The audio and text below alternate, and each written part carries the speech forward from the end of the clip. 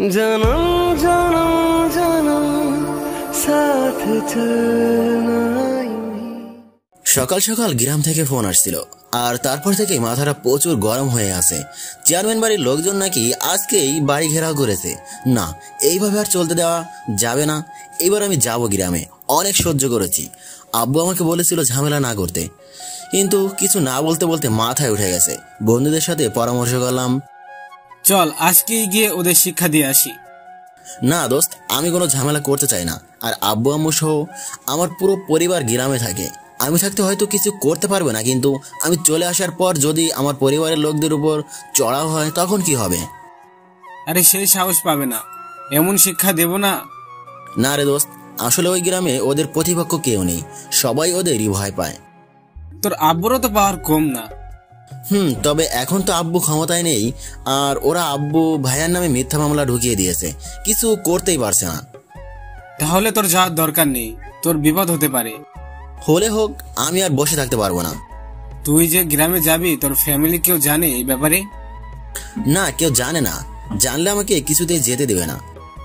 আচ্ছা, আমরা যাব তোর সাথে। আগে আমি যাব, প্রয়োজন হলে তোদের ডেকে নিব। আরো কিছুক্ষণ বলে সেদিন দুপুরের ট্রেনে গ্রামে চলে আসলাম। প্রায় 4 বছর পর গ্রামে আসলাম। মিথ্যে অপরাধের কারণে আমাকেও গ্রাম ছাড়তে হয়েছিল। এরপর থেকে আব্বু আর কখনো আমাকে গ্রামে আসতে দেয়নি। আগের মতো কিছুই নেই। আগে যেখানে নৌকা নিয়ে নদী পার হতো, এখন সেখানে ব্রিজ, সব পিচ ঢালাই রাস্তা হয়ে গেছে। গাড়ি নিয়ে একদম বাসায়। আব্বু বাসার সামনে যে বাগানটা ছিল সেখানেই বসেছিল। আমাকে দেখে এগিয়ে কিরে, তুই হঠাৎ গ্রামে? আব্বু ভালো লাগছিল না। যান্ত্রিক শহর কিছুদিনের জন্য বেড়াতে আসলাম। আসার সময় পেলি না? জানিস এখানে ভেজাল হচ্ছে। আব্বু জানি, আর তার একটা সমাধান করতে গ্রামে আসতে হলো। কি বলছিস তুই?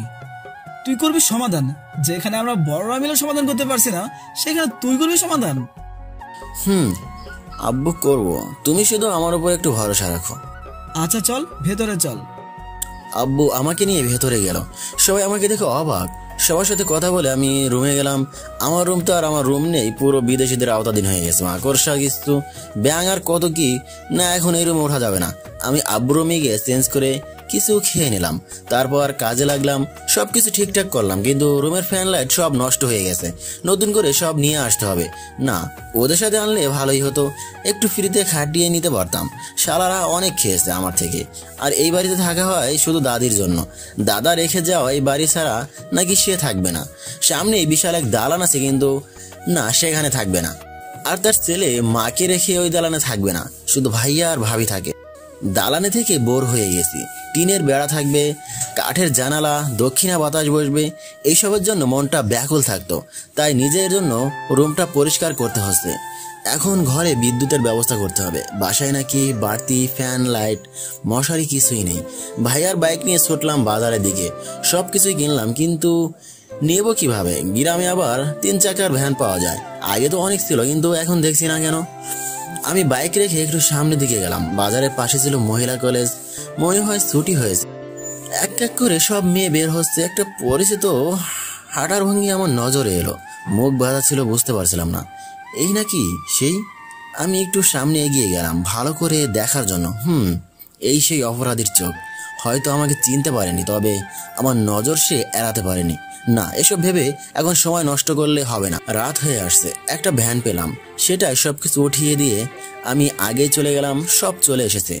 তারপর সবকিছু লাগিয়ে নিলাম। এখন একটু শান্তি মতো শুয়ে পড়লাম। সত্যি দক্ষিণা বাতাস আসছে। ফ্যান ছাড়াই অনেক ভালো লাগছে।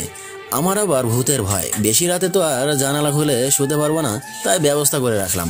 গোসল করলাম, আসরের নামাজ পড়ে ঘুরতে বের হলাম। সাথে 2টো কাজিন আছে, সেই চেনা জানা। বিলের ধারে গেলাম। ছোটবেলা সারাদিন এখানেই পড়ে থাকতাম, গোসল করতাম। এখন হয়তো সাঁতার ভুলেই গেছি।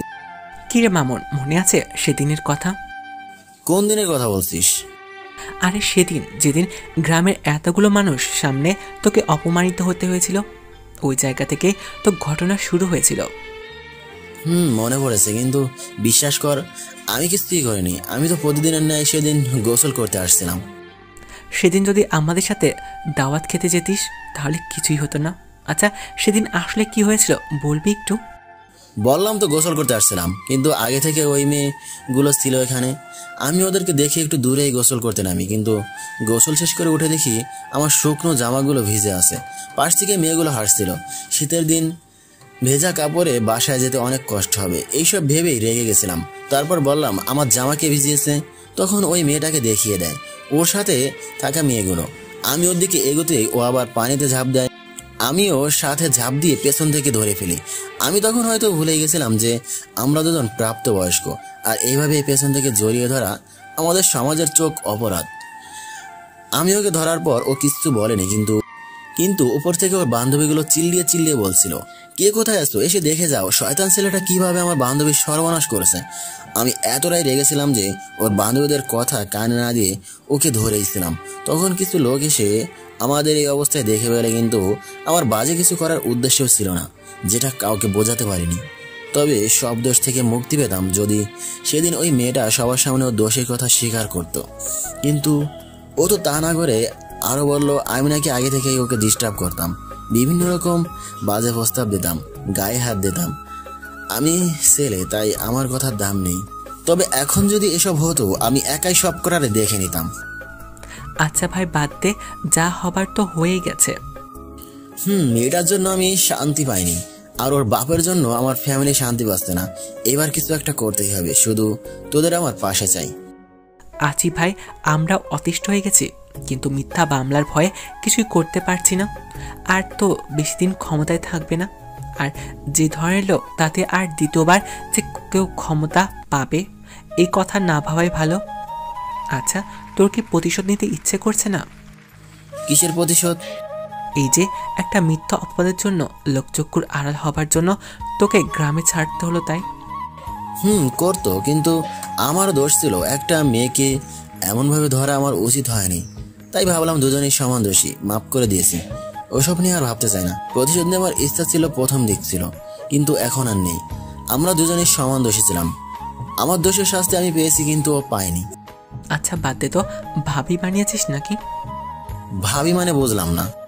গার্লফ্রেন্ড নাই তোর? না, আমি একদম পিওর সিঙ্গেল। বিয়ের পর বউকে ভালোবাসবো। তোর খবর কি বল?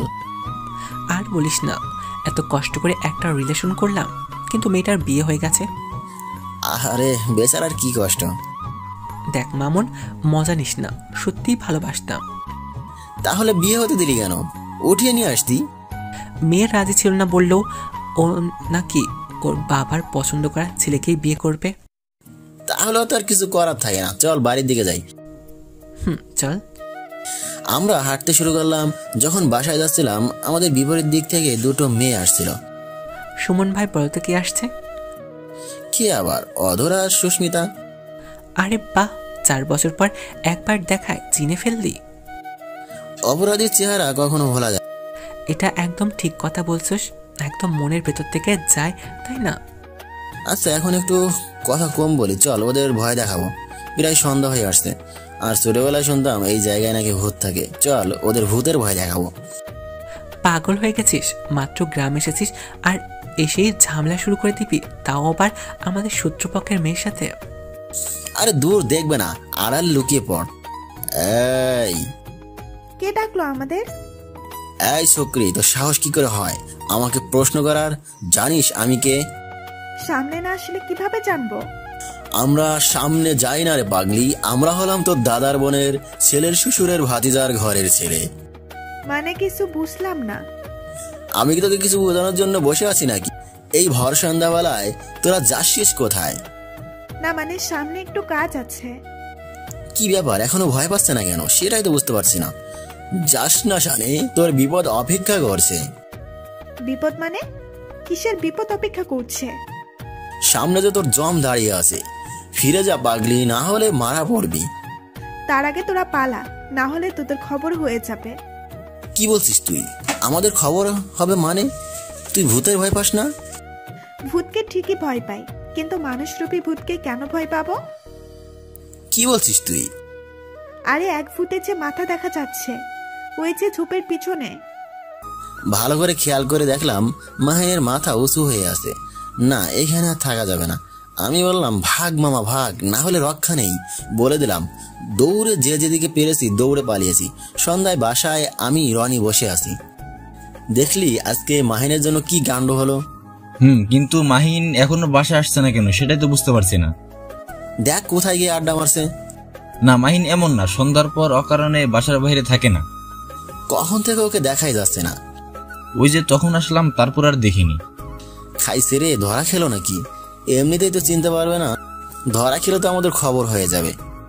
আমিও সেই ভয় পাচ্ছি, আবার না জানি কি ঝামেলা হয়, বলা যায় না। মাহিনকে ফোন দে। ও ফোন বাসায় রেখে আসছিল তো। আচ্ছা চল বাইরে যাই। কেন, বাহিরে কি করবি? খুঁজে দেখি পাই কিনা। আমি আর রনি বের হলাম, না কোথাও নেই। কি হলো ওর? নাকি চেয়ারম্যান ধরে বাড়ি নিয়ে গেল। আমরা যেই রাস্তা দিয়ে যাচ্ছিলাম তখন কে যেন যাচ্ছে পাশ থেকে। আমি বললাম, আমরা যাচ্ছি, আপনি কে? আমি মাহিন। আরে তুই এখানে কি করছিস? কি করছিস? দুঃখের কথা কি আর বলবো, বজ্জাত মেদুটা আমার লুঙ্গি নিয়ে গেছে। আমি এখন লিঙ্কড হয়ে বসে আছি। লুঙ্গি কিভাবে নিল? সেসব পরে বলবো, আগে আমাকে একটা লুঙ্গি বা গামছার ব্যবস্থা করে দে। মশা আমার দফা রফা করে দিচ্ছে। এখন লুঙ্গি গামছা পাবো কই? আচ্ছা তুই একটু বসে থাক, আমি আসছি। আমি রনিকে রেখে আবার বাসায় চলে আসলাম। ভাইয়ার বাইক আর লুঙ্গি নিয়ে ফেরত গেলাম। আমি ছুড়ে দিলাম মাহিনের দিকে। মাহিন সেটা পরে বের হয়ে আসলো। তারপর বললাম, আচ্ছা ওই মেয়েগুলো তোর লুঙ্গি কিভাবে নিল? যখন তোরা দুজন দৌড়ে পালালি, আমি পালাচ্ছিলাম। হঠাৎ করে কোমর থেকে লুঙ্গি খুলে যায় আর কিসের সাথে যেন প্যাঁচ লেগে পড়ে যায়। তখন ওই দুজন বজ্জাত মেয়ে এসে আমার লুঙ্গি নিয়ে চলে যায় আর বলে যায়, থাক এবার লেংটু ভূত হয়ে। খুব আসছিলি আমাদের ভয় দেখাতে। মাহিনের কথা শুনে আমি আর রনি হেসে দিলাম। বললাম, দোস্ত তুই তোর বউরে কি জবাব দিবি? তোর জিনিস তো অন্য কেউ দেখে ফেলেছে। যাই হোক, এখন তো সন্ধ্যা হয়ে গেছে, অন্ধকার নেমে গেছে, তুই বাসায় চলে যেতি। পাগল হয়েছিস? তুই দেখিস না রাস্তার লাইট আছে? আর বাসায় গেলাম, কিন্তু রুমের কিভাবে যেতাম? সবাই তো দেখে ফেলতো। তো আমরা যদি না আসতাম তাহলে তুই কি করতি? ভাবছিলাম কারোর মাথায় বাড়ি মেরে তার লুঙ্গি পরে বাসায় চলে যাব। ভালোই ভেবেছিস। তা ওরা কি তোকে চিনতে পেরেছে নাকি? সেটা কি ভাবে বলবো? আচ্ছা চল বাসায় চল। মাহিনকে বাসায় দিয়ে আসলাম। আমি আর রনি সেই তখন থেকে হেসেই যাচ্ছি। এত হাসার কিছু নেই, দেখলে দেখছে তো সমস্যা কি? কিছু তো আর নিয়ে যায়নি। কেন, নিয়ে গেলে কি খুব বেশি খুশি হতে নাকি? আমি সেটা কখন বললাম? না বলিসনি, তবে তোর কথা শুনে মনে হলো ওই আর কি। পরের দিন আব্বু বাজারে গেছে, হঠাৎ বাসায় খবর এলো চেয়ারম্যানের সাথে নাকি কি ঝামেলা হয়েছে। ভাইয়া খবর পেয়ে বাইক নিয়ে ছুটে গেছে। আমার কথা হয়তো ভুলেই গেছে। আমার রুমে আমি আগে থেকেই ছোট একটা টুকরো পাইপের খণ্ড রেখে দিয়েছি। আমি সেটা নিয়েই দৌড় দিলাম। উদ্দেশ্য উল্টাপাল্টা কিছু হলে আজকে সব কটারে দেখে নিব। দৌড়াতে দৌড়াতে হাঁপিয়ে গেছি, কিন্তু রাস্তা শেষ হচ্ছেই না। আমি পৌঁছাতে অনেক কিছু হয়ে গেছে। বাবা আর ভাইকে ঘেরাও দিয়ে আছে। কয়েকজন সংখ্যায় তেমন বেশি না। বাবা চেয়ারম্যান বসে আছে। আমি সেখানে গিয়ে বাবার পাশে দাঁড়ালাম। চেয়ারম্যান আমাকে দেখে কিছুটা অবাক হয়েছে হয়তো, কিন্তু সে সেই সব দিকে মনোনিবেশ না করে তার কথা চালিয়ে যেতে লাগলো। সেটা হলো, গিয়ে আমাদের কিছু ধানি জমি আছে, সেগুলো তার কাছে বিক্রি করে দিতে হবে। তার উদ্দেশ্য সেখানে ক্লাব গড়ে তুলবে। হয়তো সরকার থেকে অনুমোদন পেয়েছে তাই। আব্বু কিছুতেই বিক্রি করবে না, কিন্তু নাসরবান্দা মতো চেয়ারম্যান বলেই যাচ্ছে। তারপর আমি বললাম, দেখুন চেয়ারম্যান সাহেব, আব্বু বারবার বলছে সে তার জমি বিক্রি করবে না, তবুও কেন আপনি বারবার একই কথা বলে যাচ্ছেন? এই তুই কথা বলার কে? আমি তোর আব্বুর সাথে কথা বলছি। আমি কে মানে? যার জমি নিয়ে কথা বলছেন আমি তার ছেলে, আর এই বিষয়ে আমি কথা বলতেই পারি। আমরা ওই জমি বিক্রি করব না, আপনি অন্য জমি দেখেন। আমার ওই জমিটুকু চাই। কত শতাংশ কিনতে যাচ্ছেন? রাস্তার পাশ থেকে 10% হলেই হবে। আচ্ছা কিনতে হলে পুরো জমি কিনতে হবে। কিনবেন আপনি? না, আমার পুরো জমি লাগবে না। তাহলে আমরা জমি বিক্রি করব না। আর কি ভাবছেন? আপনার উদ্দেশ্য আমরা বুঝতে পারিনি। রাস্তার সামনে থেকে কিনবেন, তারপর আমাদের রাস্তার বন্ধ করে দিয়ে অল্প দামে জমি ক্রয় করবেন। বাহ, তোর বেশ ভালো বুদ্ধি আছে তো দেখছি। বুদ্ধি কি না জানি না, তবে চোরকে ধরতে হলে চোরের মতোই করেই ভাবতে হয়। এই তুই চোর কাকে বললি? আপনাকে বলেছি। আপনাকে? চেয়ারম্যান আমার কথা শুনে হয়তো রেগে গেছে, উঠে আমাকে ধাক্কা দিয়ে বলে, তো সাহস কি করে হয় আমাকে চোর বলার। ধাক্কা খেয়ে আমি আর দেরি করিনি, পাইপ দিয়ে যত শক্তি আছে দিলাম চেয়ারম্যানের হাতে বাড়ি। আজকের রাগ আর 4 বছর আগের রাগ দুইটা মিলিয়ে একদম জোশ হয়েছে। বাড়ি খেয়ে চেয়ারম্যান জবাই করা মুরগির মতো লাফাতে লাগলো, কেউ আর কিছু বলার সাহস পায়নি। আমি ভাই আর আব্বুকে সেখান থেকে নিয়ে আসলাম। আসার সময় আব্বু বলছিল, মামুন এই কাজটা ঠিক করলি না। কেন আব্বু, এইটাই ঠিক, ওরা বেশি বাড়াবাড়ি করছিল আর তুমি চুপ করে কেন আসো? তোমার লোকজনকে দিয়ে ওদের সাহায্য করতে পারো না? পারি, তবে অশান্তি চাইনি। তবে আজকে যা করলি এরপর অশান্তি লেগেই থাকবে, এটা নিশ্চিত। মামুন আজকে যা করলি মনে হয় না চেয়ারম্যান বসে থাকবে, এবার আমাদের পিছু আরো বেশি করে উঠে বসে লাগবে। আব্বু এত চিন্তা কেন করছো? আমিও দেখবো এবার ও কি করতে পারে। আমি আব্বু আর ভাইয়াকে নিয়ে বাসায় চলে আসলাম। অনেকদিন পর মনের মধ্যে আলাদা রকমের শান্তি অনুভব করতে পারছি। চাপা রাগ আজ প্রকাশ পেয়েছে, তাই হয়তো আমার এত আনন্দ লাগছে। বাসায় যে যার মতো করে কথা বলছে, আবার ফ্যামিলি প্যাচালের মধ্যে থাকতে একদম ভালো লাগে না। আমি আমার রুমে গিয়ে দরজা আটকিয়ে দিলাম, কিন্তু আমি ভুলে গেছিলাম এটা টিন সেট ঘর, আওয়াজ আসবে। কানে হেডফোন গুঁজে গান শুনতে লাগলাম। বিকেলবেলা আবারও 3 জন মিলে ঘুরতে বের হয়েছি। যতদূর খবর পেয়েছি চেয়ারম্যানের হাত ভেঙে গেছে। বাহ, আমার এত শক্তি, এক বাড়িতে কেল্লা হতে করে ফেলেছি নাকি? চেয়ারম্যানের হাত পাটখড়ি ছিল, অল্প আগাতেই ভেঙে গেছে। ভাই তুই আর যেটা করেছিস এতদিন আমরা তা ভাবার সাহস পাইনি। আমি আবার কি করলাম? কি করেছিস মানে? বাজারে এতগুলো লোকের সামনে চেয়ারম্যানকে মেরেছিস, এর থেকে বড় আর কি হতে পারে? এখন যদি চেয়ারম্যানের লোক তোর উপর আক্রমণ করে? আমার মনে হয় না ওরা সেই সাহস দেখাবে, আর যদি করে আমি কম নাকি দেখিয়ে দিব। তুই একা না, আমরাও আছি তোর সাথে। এইসব বলতে বলতে হাঁটতেছিলাম, হঠাৎ চেয়ারম্যানের মেয়ে আমাদের সামনে। এই, আপনার লজ্জা করে না বাবার বয়সী একটা লোকের গায়ে হাত তুলতে?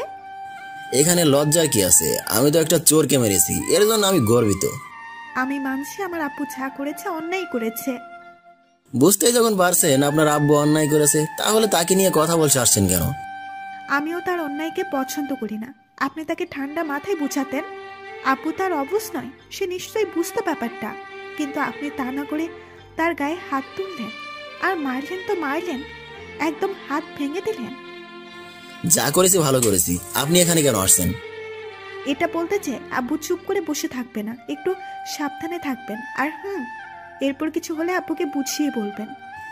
আমি তো অবাক, মেয়ে দেখি নিরপেক্ষ নিজের বাবার কথাও ভাবে, আবার আমার কথাও ভাবে। তারপর আমি বললাম, যা বললেন ভেবে দেখবো। এবার রাস্তা ছাড়ুন, সামনে যেতে হবে আমাদের। আচ্ছা যান তাহলে। অধরা চলে গেল আর আমরাও চলে আসলাম। রনি বলল, সত্যি মেয়েটা অনেক ভালো, দেখলি? প্রচুর ভালো। এতে যদি ভালো হতো সেদিন সবার সামনে আমাকে অপরাধী বানাতে পারতো না। হয়তো ভয়ে এসব বলে গেল। ভয় মানে? কিসের ভয়? আরে যে ছেলে ওর বাবার গায়ে হাত তুলতে পারে, সেই ছেলে তার মেয়ের গালে হাত তুলবে না? তার কি কিছু বিষয় আছে নাকি? অধরা হয়তো সেদিনের ব্যাপারে এখনো ভয় পায়, তাই একটু নাটক করলো। আমরা কি জানি বাপু, আমি এত কিছু জানি না। চল বাজারে চল। আমরা হাঁটতে হাঁটতে বাজারে চলে আসছি। কম বেশি সবাই সকালের বিষয়টা নিয়ে আলোচনা করে যাচ্ছে। তারপর মাহিন বলল, মামুন দেখছি হিরো হয়ে গেল। দূর শালা, কি বলিস? লজ্জা লাগে তো। ওরে আমার লজ্জা বানানোর লজ্জা থাকে কই? তোর মাথার ভেতরে থাকে। চা খাবো চল। কিছুদিন ধরে এখন পরিবেশ একদম ঠান্ডা। চেয়ারম্যান আর আমাদের বিরক্ত করে না, সবকিছু ঠিকঠাক চলছে। তেমনি একদিন রাতে ঘুমিয়ে আছে, হঠাৎ বাইরে থেকে আওয়াজ আসলো, মামুন আয় মামুন, তুই ঘুমাচ্ছিস? একটা ভূতের আওয়াজ শুনেই গলা শুকিয়ে গেল। আবার আওয়াজ আসলো, কি রে, শুনতে পাচ্ছিস না তুই? ভালো করে কান পেতে শুনতে বুঝতে পারলাম একটা মেয়েলি কণ্ঠ। ভূতের ভয় আমার ছোটবেলা থেকেই আছে, তার মধ্যে এখন মধ্যরাত। আমি চুপ করে শুয়ে আছি। তারপর টিনের মধ্যে আস্তে আস্তে আওয়াজ করতে লাগলো। আমার তো ভয় জামা নষ্ট হয়ে যাওয়ার মতন অবস্থা হয়ে গেছে। তারপর আবারও বলল, কি রে, শুনতে পাচ্ছিস না নাকি ভয়ে চুপ করে আছিস? আমি যদি ঘরে প্রবেশ করি তোর খবর হয়ে যাবে কিন্তু। আমি এবার ভয়ে ভয়ে বললাম, কে কে আপনি? আমি তোর হবু বউ। শুনেই অবাক, একটা ভূত কি করে আমার বউ হবে? তারপর আমি বললাম, কিন্তু আমি তো এখনো বিয়ে করিনি। বিয়ে তো আমিও করিনি, সেই ছোটবেলা থেকে তোর জন্য অপেক্ষা করে আছি। জানিস, তোর আমার জন্ম একদিন এক সময়ে হয়েছিল, কিন্তু ভাগ্য খারাপ, আমি মারা যাই, কিন্তু তোর কিছু হয়নি। এতে আমার কি দোষ? তোর কোনো দোষ নেই, আমাকে বিয়ে করতে হবে তোর। আমাকে বিয়ে না করলে তোর ফ্যামিলির অনেক বড় ক্ষতি হয়ে যাবে কিন্তু। আমি আপনাকে একবার দেখতে চাই, দেখা দিন। দেখা দিতে পারবো না, আমাকে বিয়ে করবি কিনা বল। আমি কিছু কুকুর ডাকার আওয়াজ পেলাম, আর তারপর বাইরে থেকে আওয়াজ আসলো, ওরে বাবারে, আমি এবার যাব কই? এই ঘর খুল। কণ্ঠ একদম চেঞ্জ হয়ে গেছে। আর যাই হোক, এটা ভূত না। আমিও একটু সাহস সঞ্চয় করে দরজা খুলে দিলাম। সাথে সাথে কেউ একজন রুমের মধ্যে প্রবেশ করলো। আমি রুমের লাইট অন করতে যা দেখলাম তার জন্য আমি মোটেও প্রস্তুত ছিলাম না। আরে আপনি এখানে এত রাতে? সরি, আপনাকে ভয় দেখাতে আসছিলাম, কিন্তু এসে নিজে বিপদে পড়ে গেলাম। আপনি কি পাগল নাকি বলেন তো? একটা মেয়ে হয়ে কেউ এভাবে আসে? আর আমি ভয় পাই না, কিন্তু কুকুর তো কামড়ে দিবে। দেখেন, 4 বছর আগে সামান্য একটা বিষয় নিয়ে কত বড় একটা বিচার হয়েছিল মনে আছে? সেদিন তো আমাকে ফাঁসিয়ে দিয়েছিলেন। আজকে কি করবেন? আজকে আমাকে ফাঁসাতে চাইলে আপনি নিজেই ফেঁসে যাবেন। আচ্ছা, আপনি যে এখানে আসছেন কেউ দেখেনি তো আপনাকে? না, কেউ দেখেনি, পেছনের দরজা দিয়ে চলে আসছি। একবার ভাবতে পারছেন এখন যদি কেউ আমাদের দুজনকে একসাথে রুমের মধ্যে দেখে ফেলে কত বড় কেলেঙ্কারি হয়ে যাবে? বেশ ভালো করে বুঝতে পারছি। এখন তাহলে আমার কি করা উচিত? কি আবার সোজা বাসায় চলে যাবেন আপনি? না, আমি যাব না, কুকুরগুলো আমাকে কামড় দিবে। তার থেকে ভালো আজ রাত এখানেই থেকে কাল সকালে চলে যাব। আহারে, কত বুদ্ধি, তাই না? এমনিতেই আমরা আপনার শত্রুপক্ষের লোক, তার উপর আপনার বাবা আপনাকে খুঁজে পাবে না, এবং যখন জানতে পারবে আপনি আমাদের বাসায় ছিলেন, কি হবে ভাবতে পারেন? কিছু হবে না। আপনার বাবা মিথ্যে একটা মামলা করবে, আর সেখানে উল্লেখ থাকবে আমরা আপনাকে অপহরণ করে আপনার বাবার কাছ থেকে বিপুল পরিমাণে অর্থ দাবি করেছি। আপনি কি করে বুঝতে পারলেন আমার বাবা এমন কিছু একটা করবে? কি করে আর বুঝলাম, বাট চোরকে ধরতে হলে চোরের মতোই করেই ভাবতে হয়। এই চুপ, আমার বাবা চোর না। আচ্ছা, আপনি এখন যান না, আমার খুব ভয় লাগছে। কখন কি থেকে কি হয়ে যায় কে জানে। ভালো কথা, আপনার আসার পেছনে উল্টাপাল্টা কোনো মতলব নেই তো? না, আমার উদ্দেশ্য ছিল শুধু আপনাকে ভয় দেখানো, এর বেশি কিছু না। আপনার ভয় করছে না? এইভাবে একটা অবিবাহিত ছেলের রুমে চলে আসলেন, এখন যদি আমি আপনার সাথে কিছু করি? কি করবেন আপনি? করতেই পারি। আমি জানি আপনি সেই রকম না। ধরেন প্রতিশোধের আগুন থেকে আপনার সর্বনাশ করে দিলাম। বললেই হয় আমাকে চলে যেতে হবে? শুধু শুধু মিথ্যে ভয় দেখাবেন না। আর আমি যেতে পারবো না, আমার খুব ভয় লাগছে। কালো কুকুরগুলো যেভাবে তেড়ে আসছিল, আর একটু হলেই কামড় দিত আমাকে। আর এখন যদি আমি আপনাকে কামড়ে দেই? কুকুরগুলো যেভাবে তেড়ে আসছিল, যদিও কামড়ে দিত, সেই ভয়ে তো আপনার রুমে আসতে হলো। আচ্ছা যান, বাসায় যান, কুকুরগুলো এতক্ষণে চলে গেছে হয়তো। এটা শহর নয় যে তারা এক জায়গা থেকে অন্য জায়গায় দৌড়াদৌড়ি করবে। এটা গ্রাম, আর গ্রামের প্রায় সকল বাড়িতেই কুকুর থাকে, বুঝলেন? তাহলে কি করবেন এখন?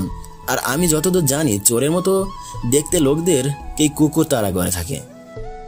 এই, আপনি কি বোঝাতে চাচ্ছেন? আমাকে দেখে কি চোর মনে হয় আপনার? কই, আমি সেটা কখন বললাম? আবার হাসতেন কেন? এইবার কিন্তু আমি কান্না করে দেব বলে দিলাম। আচ্ছা কান্না করুন, আমিও দেখি কান্না করলে আপনাকে কেমন লাগে। আমি কিন্তু সচলে চিল্লিয়ে কান্না করব। চিল্লায় কি মার্কেট পাওয়া যাইব? মার্কেট পাওয়া না গেলেও লোক জড়ো করা যাবে, আর তাদের বলে দেব আপনি আমাকে তুলে নিয়ে আসছেন কামড়ে দেবার জন্য।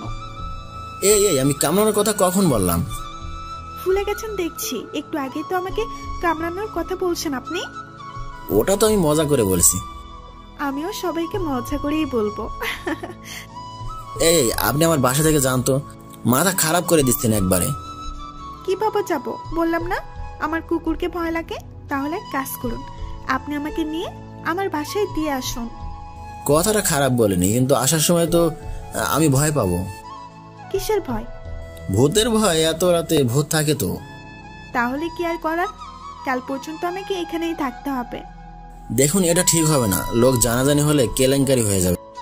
আরে জানাজানি হবে না, কাল আজানের আগেই আমি বাসায় চলে যাব, কিন্তু তখন আপনাকে যেতেই হবে, না হলে আমি যাব না। আচ্ছা আমি যাব, তবুও প্লিজ লোক সমাজে মান সম্মান খেয়ে দিয়েন না। তাহলে এক কাজ করেন, আমাকে এক্ষুনি বাসায় পৌঁছে দিয়ে আসেন। কিন্তু আমারও তো ভূতের ভয় করে। আরে ভূত বলতে কিছু হয় না, কিছু হবে না, চলুন আপনি। না হলে বলা তো যায় না, আমার ফ্যামিলির কেউ আমার রুমে এসে দেখতে পেল আমি রুমে নেই, তারা তো খুঁজতে বের হয়ে যাবে। আর যদি খুঁজে আমাকে এখানে পাই, আপনার সাথে আপনার ফ্যামিলির বিপদ হতে পারে। কেন বিপদ হবে? আমি কি আপনাকে তুলে নিয়ে আসছি নাকি? আমার ফ্যামিলির লোকজন সেটাই ভাববে, তাই বলছি চলুন আমাকে দিয়ে আসুন। কিছু করার নেই, এই মেয়েকে ফিরিয়ে না দেওয়া অবধি আমার কোনো শান্তি নেই, সেটা খুব ভালোই বুঝতে পারছি। আচ্ছা চলুন। আর এভাবে বের হবেন নাকি? শীতকাল প্রায় চলে এসেছে, খোলা রাস্তায় যখন হাঁটবেন ঠান্ডা লাগবে, শীতের জামা পরে নিন। শীতের জামা কেনা হয়নি, আর পুরনো যেগুলো আছে সেইগুলো বের করা হয়নি। পরে বুঝবেন, আপনার ভালোর জন্যই বলছিলাম। আপনি চুপচাপ চলুন আমার সাথে, তাহলে আমার জন্য খুব ভালো হবে। আচ্ছা চলুন, আপনি আগে বের হন। আমি বের হতে যাচ্ছিলাম, ঠিক তখনই অধরা বলল, আরে করেন কি, লাইট অন করে বের হলে আমরা ধরা পড়ে যাব, লাইট অফ করুন। আরে মেয়ে অনেক বুদ্ধিমান। লাইট অফ করে আমরা বের হয়ে গেলাম, বাড়ি থেকে নেমে রাস্তায় চলে গেলাম। অধরা আমার পাশেই হাঁটছে, একদম গা ঘেঁষে ঘেঁষে হাঁটছিল। আমি বললাম, কি হলো, গা ঘেঁষে হাঁটছেন কেন? আমার ভয় করছে তো। তাহলে আমাকে ভয় দেখাতে গেছিলেন কেন? তখন তো তেমন রাত ছিল না, তাই। একটু খোলা মাঠে আসতেই মৃদু বাতাস গায়ে লাগতে শুরু করলো। পাতলা একটা টি শার্ট গায়ে ছিল। সত্যি এখন প্রচন্ড শীত লাগছে, রীতিমতো আমার কাঁপাকাঁপি শুরু হয়ে গেছে। অধরা বলল, কি এখন কাঁপছেন কেন? আমি তো আগেই বলেছিলাম শীতের কাপড় পরে আসতে, আমার কথা তো শুনলেন না, এখন মজা পুছেন। দূর, আমি জানতাম না এত শীত লাগবে। তার জানবেন কিভাবে? অনেকদিন হলো গ্রাম ছেড়েছেন, গ্রামের আবহাওয়া সম্পর্কে কিছুই জানেন না। আপনার কি খুব শীত লাগছে? অনেক ঠান্ডা লাগছে আমার। তাহলে এই নিন, আমার ওড়নাটা গায়ে পেঁচিয়ে নিন। আরে আরে করেন কি এইসব? ওড়না কেন আমাকে দিচ্ছেন? সমস্যা কোথায়? এখন তো রাত, কিছু দেখা যাচ্ছে না। তো কি হয়েছে, আপনার ওড়না আপনার কাছে রাখুন। তারপর চুপচাপ দুজনেই হাঁটতে হাঁটতে অধরার বাসার কাছে চলে এসেছি। এই, আপনার আজকে বাসায় ফিরে আর কাজ নেই? বাসায় ফিরবো না তো আমি যাবো কোথায়? আমার বাসায় থেকে যান। আপনি না ভূতের ভয় পান, আর জানেন তো যে রাস্তা দিয়ে ফিরবেন জায়গাটা তেমন ভালো না। আর ভয় দেখায়েন না তো, আমি যেতে পারবো। জানেন কিছুদিন আগে কি হয়েছে? কি হয়েছে? একটা লোক পাশের গ্রামে গান শুনে যাচ্ছিল, হঠাৎ কয়েকটা ছায়ামূর্তি তার পেছনে লাগে। তারপর কি হলো? সে প্রথমে ভেবেছিল হয়তো তার ভুল ধারণা, কিন্তু যখন লোকালয় পেরিয়ে গেল তখন নাকি ছায়ামূর্তিগুলো তাকে ঘিরে ধরলো, আর তারপর তাকে ক্ষত বিক্ষত করে দিল। তার তার আঙুল আর চোখ খুঁজে পাওয়া যায়নি। অধরার কাছে এমন প্রশ্ন শুনে আমার প্যান্ট নষ্ট হয়ে যাওয়ার মতন অবস্থা হয়েছে। আমার মধ্যে আর এতটুকু সাহস বাকি নেই যে একা একা এত রাতে বাসায় ফিরবো। কাউকে কল দিয়ে যে আনবো সেই সাহসও বাঁচতে না, যদি যাওয়ার সময় আবার দুজনকে ধরে গিলে খায়। অধরা বলল, তাহলে আপনি বাসায় যান, আমি গেলাম। এই একটু শুনুন। হ্যাঁ বলুন, কি বলবেন? আজ রাতে আপনার সাথেই থাকি। আমার সাথে থাকবেন মানে? না মানে আপনার রুমেই ঘুমাবো। আচ্ছা চলুন, আপনি আমার এত বড় উপকার করছেন, আর আমি তো আপনার এইটুকু উপকার করতেই পারি, তাই না? বলুন। অধরা আমাকে ওর রুমে নিয়ে গেল। একদম পরিপাটি সাজানো গোছানো একটা রুম। রুমে গিয়েই আমি অধরাকে বললাম, আমি ওয়াশরুম থেকে আসছি। হ্যাঁ বুঝতে পারছিলাম, আর একটু বললে প্যান্ট নষ্ট করে দিবেন, তাই তো আর কিছু বলিনি। আমি ওয়াশরুম থেকে ফ্রেশ হয়ে বের হলাম। অধরা বলল, এই আপনি কি খাবেন? এত রাতে আর কি খাবো, আমার খুব ঘুম পাচ্ছে, আমি ঘুমাবো। আচ্ছা আপনি যান, গিয়ে ওই সাইডে শুয়ে পড়ুন। তাহলে আপনি ঘুমাবেন কোথায়? রুমে না আছে কোনো সোফা, না আছে অন্য কিছু, শুধু মাত্র একটা খাট আর ওই পড়ার টেবিলটা। আমি ওই পাশে শুয়ে পড়বো। ও মা!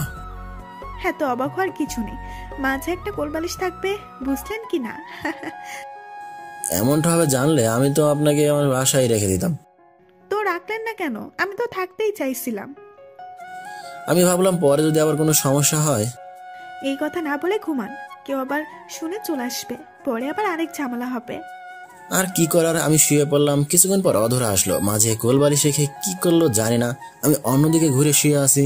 একদিকে ভূতের ভয় আর একদিকে চেয়ারম্যানের ভয়, সব মিলিয়ে আমি গুটি ছুটি মেরে শুয়ে আছি। শীতকালে কম্বল গায়ে নিন। না, আমার শীত লাগছে। তাহলে গুটিসুটি মেরে শুয়ে আছেন কেন? ও বুঝতে পারছি, ভয় পাচ্ছেন। ভয় পাবার কিছু নেই, আমার রুমে সাধারণত রাতে কেউ আসে না, আর যদিও কেউ চলে আসে আপনাকে খাটের নিচে চালান করে দেব। এবার ঘুমান তো। আপনি ঘুমান, আমার ঘুম আসছে না। আপনি যে অব্দি না ঘুমাবেন আমিও ঘুমাবো না। কেন, আপনার আবার কি হলো? যতই হোক আপনি একটা পরপুরুষ, নিজের সেফটি বলেও তো একটা ব্যাপার স্যাপার আছে, তাই না? আমাকে কি ওই ধরনের ছেলে মনে হয় আপনার? কিছু মনে করবেন না। ভয় লাগে যদি একা পেয়ে আপনার মধ্যে কুবুদ্ধি চলে আসে, তাহলে আমার কি হবে? এতই যদি ভাবতেন তাহলে আজকে আমার বাসায় আমাকে ভয় দেখাইতেন না। যা হয়েছে ভুলে যান, এখন একটু ঘুমান প্লিজ, আমার প্রচুর ঘুম পাচ্ছে। আমি আর কিছু বললাম না, চোখ বুজে ঘুমানোর ট্রাই করলাম। কিছুক্ষণ পর ঘুমিয়ে গেলাম। অনুভব করলাম কেউ আমাকে ধাক্কাছে। আমি চোখ মেলে তাকিয়ে দেখি অধরা আমাকে ধাক্কা দিচ্ছে। কি হলো, ধাক্কা দিচ্ছেন কেন? রাত 3টা বেজে গেছে, আর একটু পর আজান দিয়ে দেবে। যান, উঠে বাসায় চলে যান। এখনো অনেক রাত, আর একটু পরে যাব। না হবে না, একটু পর লোকের আনাগোনা বেড়ে যাবে, ধরা পড়লে ঝামেলা হয়ে যাবে। আচ্ছা ঠিক আছে, যাচ্ছি তাহলে। এটা নিয়ে যান, এখন আরো বেশি শীত লাগবে। একটা চাদর সামনে এগিয়ে দিল। না না, লাগবে না, যেতে পারবো আমি। কচু পারবেন আপনি, পরে দেখা যাবে কোথায় না কোথায় কাত হয়ে পড়ে আছেন। এটা গায়ে চড়িয়ে নেন। আচ্ছা দিন তাহলে। অধরার কাছ থেকে চাদর নিয়ে গায়ে জড়িয়ে নিলাম। তারপর পেছনে দরজা দিয়ে টুক করে বের হয়ে হাঁটা ধরলাম। এখন আর আগের মতো ভয় করছে না। শেষ রাতে তেমন কিছু থাকবার কথা না, আমি গুটি গুটি পায়ে হেঁটে চলেছি। সত্যি চাদর গায়ে থাকা সত্ত্বেও আমার বেশ শীত লাগছে। হাঁটতে হাঁটতে বাসায় চলে আসছি। এসে রুমে গিয়ে দরজা আটকিয়ে ঘুমিয়ে গেলাম। এমনিতেই এত রাতে ঘুমিয়েছি, আবার ডেকে তুলেছে। বাসায় এসে ঘুমিয়ে গেলাম। আবার সকালে ডাকাডাকি শুরু হয়ে গেছে। ভালো লাগে না। কি জন্য যে গ্রামে এসেছিলাম, এখন হারে হারে মজা টের পাচ্ছি। ঘুম থেকে উঠে ব্রাশ হাতে নিয়ে বের হলাম আব্বুর সাথে। এখন নাকি জমিতে যেতে হবে। ব্রাশ করছি আর আব্বুর পেছন পেছন হাঁটছি। সব জমিগুলো ঘুরিয়ে ঘুরিয়ে দেখাচ্ছে। আমাকে বলে লাভ কি, আমি কি ওইসব চাষবাস করবো নাকি? আর এই কাজ কি আমাকে দিয়ে হবে? তো হঠাৎ আব্বু বলল, কিরে তুই কিছু বলছিস? না না আব্বু, কিছু বলিনি। আচ্ছা যা, তুই বাসায় চলে যা, আমি একটু বাজারে যাব। আব্বু একা বাজারে যাবে নাকি? যদি কোনো বিপদ হয়? হবে না রে, সেদিনের পর থেকে চেয়ারম্যান আর কোনো ঝামেলাই করেনি। আচ্ছা আব্বু যাও তাহলে, যদি কোনো ঝামেলা হয় আমাকে ফোন দিও। আচ্ছা বাবা দিব, যা বাসায় যা। আমি বাসায় চলে আসলাম। খেয়ে দিয়ে বসে আছি। কাল রাতের কথা ভাবছি, এই মেয়েটার সাহস কি বাবা গো! আমার বাসায় আসলো, আবার আমাকে তার বাসায় নিয়ে রাখলো। অধরা সত্যি অনেক ভালো, তা না হলে মিথ্যা অপবাদ দিয়ে আমাকে মায়ের খাওয়াতে পারতো। ওর বাসায় যখন ছিলাম তখন যদি লোক ডেকে বলতো, না না এত কিছু তো ভেবে দেখিনি। যাই হোক, তেমন কিছু তো আর হয়নি। সেদিন বিকালবেলা হাঁটতে বের হয়েছি, দেখি অধরা ওর বান্ধবীরা আসছে। মনে হয় ওরা আমাদের মতোই ঘুরতে বের হয়েছে। আমাকে দেখেই অধরা আমার কাছে আসলো। কি ভালো আছেন তো? আর যাবার সময় কি প্যান্ট নষ্ট করে দিয়েছিলেন নাকি? এটা বলে হাসাহাসি শুরু করে দিল। এই আমাকে কিন্তু অপমান করা হচ্ছে। কই, আপনাকে কখন অপমান করলাম? তাহলে আমার দুর্বলতা নিয়ে হাসতেন কেন? আর আপনি মনে হয় খুব সাহসী, তাই তো? আর বলতে দিল না অধরা, আমার মুখ চেপে ধরলো। পাশ থেকে ওর বান্ধবী বলল, কি রে অধরা, তুই ভাইয়ার মুখ চেপে ধরলি কেন? আরে তোকে বলছিলাম না, সেই ব্যাপারটাই বলতে চাচ্ছিল। ভাইয়াকে বলতে দে, মুখ চেপে ধরার কি আছে? না, এত কিছু শুনে তো লাভ নেই। আচ্ছা ভাইয়াকে ছেড়ে দে, আমাদের দেরি হয়ে যাচ্ছে। অধরা আমার মুখ থেকে হাত সরিয়ে নিল আর বলল, আচ্ছা আসি তাহলে, ভালো থাকবেন। আর সন্ধ্যার আগে বাসায় যাবেন, এখানে কিন্তু ভূত থাকে। ওরা চলে গেল। আমিও বাসায় চলে আসলাম। বাড়িতে পিঠাওয়া আছে। আহা কি সুন্দর ঘেরান ছড়িয়েছে বাড়ি জুড়ে। সন্ধ্যার একটু পরেই হঠাৎ অধরা কোথা থেকে যেন এসে আমাদের বাড়িতে উপস্থিত। আমি বাড়িতে বসেছিলাম। প্রথমে দেখে অবাক না হলেও সোজা যখন আমাদের রান্নাঘরে গেল তখন অবাক কথা শুনতে পেলাম। চাচি, কিছু মনে করবেন না, এত সুন্দর ঘ্রাণ ছড়িয়েছে, না এসে থাকতে পারলাম না। দিন তো চাচি, 2টা পিঠা দিন, কি মনটা শান্ত করি। আরে তুমি এই বাড়িতে? তোমার আব্বু জানলে তো তোমাকে মারবে অনেক। তারপর কিছুক্ষণ নীরবতা, তারপর অধরা বলল, চাচি অনেক রাত হয়ে গেছে, আমি বাসায় যাব কিভাবে? তা আমরা কি করে বলবো মা? আমরা তো আর তোমাকে নিমন্ত্রণ করে আনিনি। এইভাবে কেন বলো গো চাচি? আজ যদি আমি তোমার মেয়ে হতাম, তুমি পারতে রাতে এইভাবে আমাকে একা ছাড়তে? থাক, আর বলতে হবে না। আমি মামুনকে বলে দিচ্ছি, ও তোমাকে দিয়ে আসবে। মামুন, যা তো বাবা, ওকে একটু সামনে ছেড়ে দিয়ে আয়। যাচ্ছি আম্মু, যাচ্ছি। বিরক্তি করে একটা ভাব নিয়ে হাঁটা শুরু করলাম। চাচি আসি তাহলে। এটা বলেই আমার পেছন পেছন হাঁটা ধরলো। কেমন লাগে এই সন্ধ্যাবেলায় কই একটু গরম গরম পিঠা খাবো, তা না, এই মেয়ের বডিগার্ড হয়ে এখন তার পেছন পেছন যেতে হচ্ছে। কিছু দূর যাওয়ার পর বললাম, কি ব্যাপার, কাল এত রাতে আমার বাসায় একা আসতে পারলেন আর আজকে একা যেতে পারছেন না? যেতে তো আমি একাই পারবো। তাহলে আমাকে আনার কি দরকার ছিল? এই যে ভূতের ভয়ে পেঁচার মতো মুখ করে রেখেছেন, সেটা দেখার জন্যই নিয়ে আসছি। এত ভয় পেলে চলে যান, বাসায় চলে যান, আমি একাই যেতে পারবো। ভীতু একটা। হ্যাঁ যাচ্ছি, আর কখনো আমার কাছ থেকে কোনো সাহায্য চাইবেন না। বইয়ে গেছে আপনার কাছে সাহায্য চাইতে। এটা বলেই হাঁটা শুরু করলাম। আমিও বাসায় ফিরে আসলাম। তারপর পেট আর মন ভরে পিঠা খেয়ে ঘুমিয়ে গেলাম। কিছুদিন পর আমি, রনি, মাহিন বাজারে বসেছিলাম। তখন মাহিন বলল, পাশের গ্রামে নাকি যাত্রাপালা হবে। ছোটবেলা থেকে যাত্রাপালা দেখার অনেক শখ, কিন্তু আব্বু আম্মু যেতেই দিত না। কিন্তু এইবার যাবই যাব। আমি বললাম, মাহিন, যাত্রা কবে রে? আগামী বুধবার থেকে শুরু হবে। তোরা কি যাবি? কারে কি জিজ্ঞেস করস ভাই, আমরা না গেলে কি যাত্রা হয় নাকি? অবশ্যই যাব। এইবার আমিও যাব। চাচা চাচি কি তোকে যেতে দিবে? কেন যেতে দিবে না? আমি কি সেই ছোট্ট মামুন আছি নাকি যে এখনো হারিয়ে ফেলার ভয় পাবে? এইবার যাত্রা দেখতে যাবই। দেখতে দেখতে বুধবার চলে আসলো। দুপুরবেলা আম্মু আমাকে ডেকে বলল, একটু বাজারে যেতে হবে, কিছু বাজার আনতে। ভাইয়ার বাইক নিয়ে ছুটে চললাম বাজারের দিকে। মাঝ রাস্তায় দেখি অধরা দাঁড়িয়ে আছে। আমাকে দেখে হাত ইশারা করে দাঁড় করালো। আমি বাইক থামিয়ে জিজ্ঞাসা করলাম, কি কিছু বলবেন? আমাকে প্লিজ একটু সাহায্য করুন, কাজে অফিসে যাব আমি। ও মা, আপনি পালিয়ে যাচ্ছেন আর আমি সাহায্য করব? না না, এটা কিছুতেই হতে পারে না। আর আপনার বাপ যদি শুনে তার মেয়েকে পালাতে আমি সাহায্য করেছি, তাহলে আমার 14টা বাজিয়ে দিবে। প্লিজ, আমার এই মুহূর্তে কাজে অফিসে যাওয়া অনেক জরুরি। এটা যদি বিয়ে করার শখ থাকে তাহলে আপনার চোর বাবাকে বলতেন। খবরদার, আমার বাবাকে চোর বলবেন না। কি চুরি করেছে আপনার? চুরি করিনি, কিন্তু করতে চাচ্ছেন। যখন করবেন চোর তখন বলবেন, এর আগে আমার বাবাকে চোর বলবেন না। আচ্ছা বলবো না, আমার তারা আছে, আমি যাই। হ্যাঁ, আমার উপকার করুন প্লিজ, ওরা চলে আসছে। কারা আসছে? ও বুঝতে পারছি, এতক্ষণে বাসায় জানাজানি হয়ে গেছে। না বাবা, আমি এর মাঝে নেই। মারামারি করতে আমি রাজি না। আপনি অন্য পথ দেখেন। বুঝতে কেন পারছেন না? এই মুহূর্তে আপনার সাহায্য সব থেকে বেশি দরকার। সেদিন কি বলেছিলেন মনে নেই আপনার? আমার সাহায্য নাকি কখনো প্রয়োজন হবে না। তাহলে এখন কেন সাহায্য চাচ্ছেন? করবো না আপনাকে সাহায্য। আগের সব কথা ভুলে যান প্লিজ, আমাকে নিয়ে চলুন। শেষ এইটুকু সাহায্য আমাকে করুন। এরপর আবার কোনো সাহায্য করতে বলবেন না তো? একদম না। আচ্ছা উঠুন। অধরা বাইকের পিছনে উঠে বসলো। আমি কাজী অফিস চিনি না, কোথায় এটা? অধরা আমাকে রাস্তা দেখিয়ে নিয়ে যেতে লাগলো।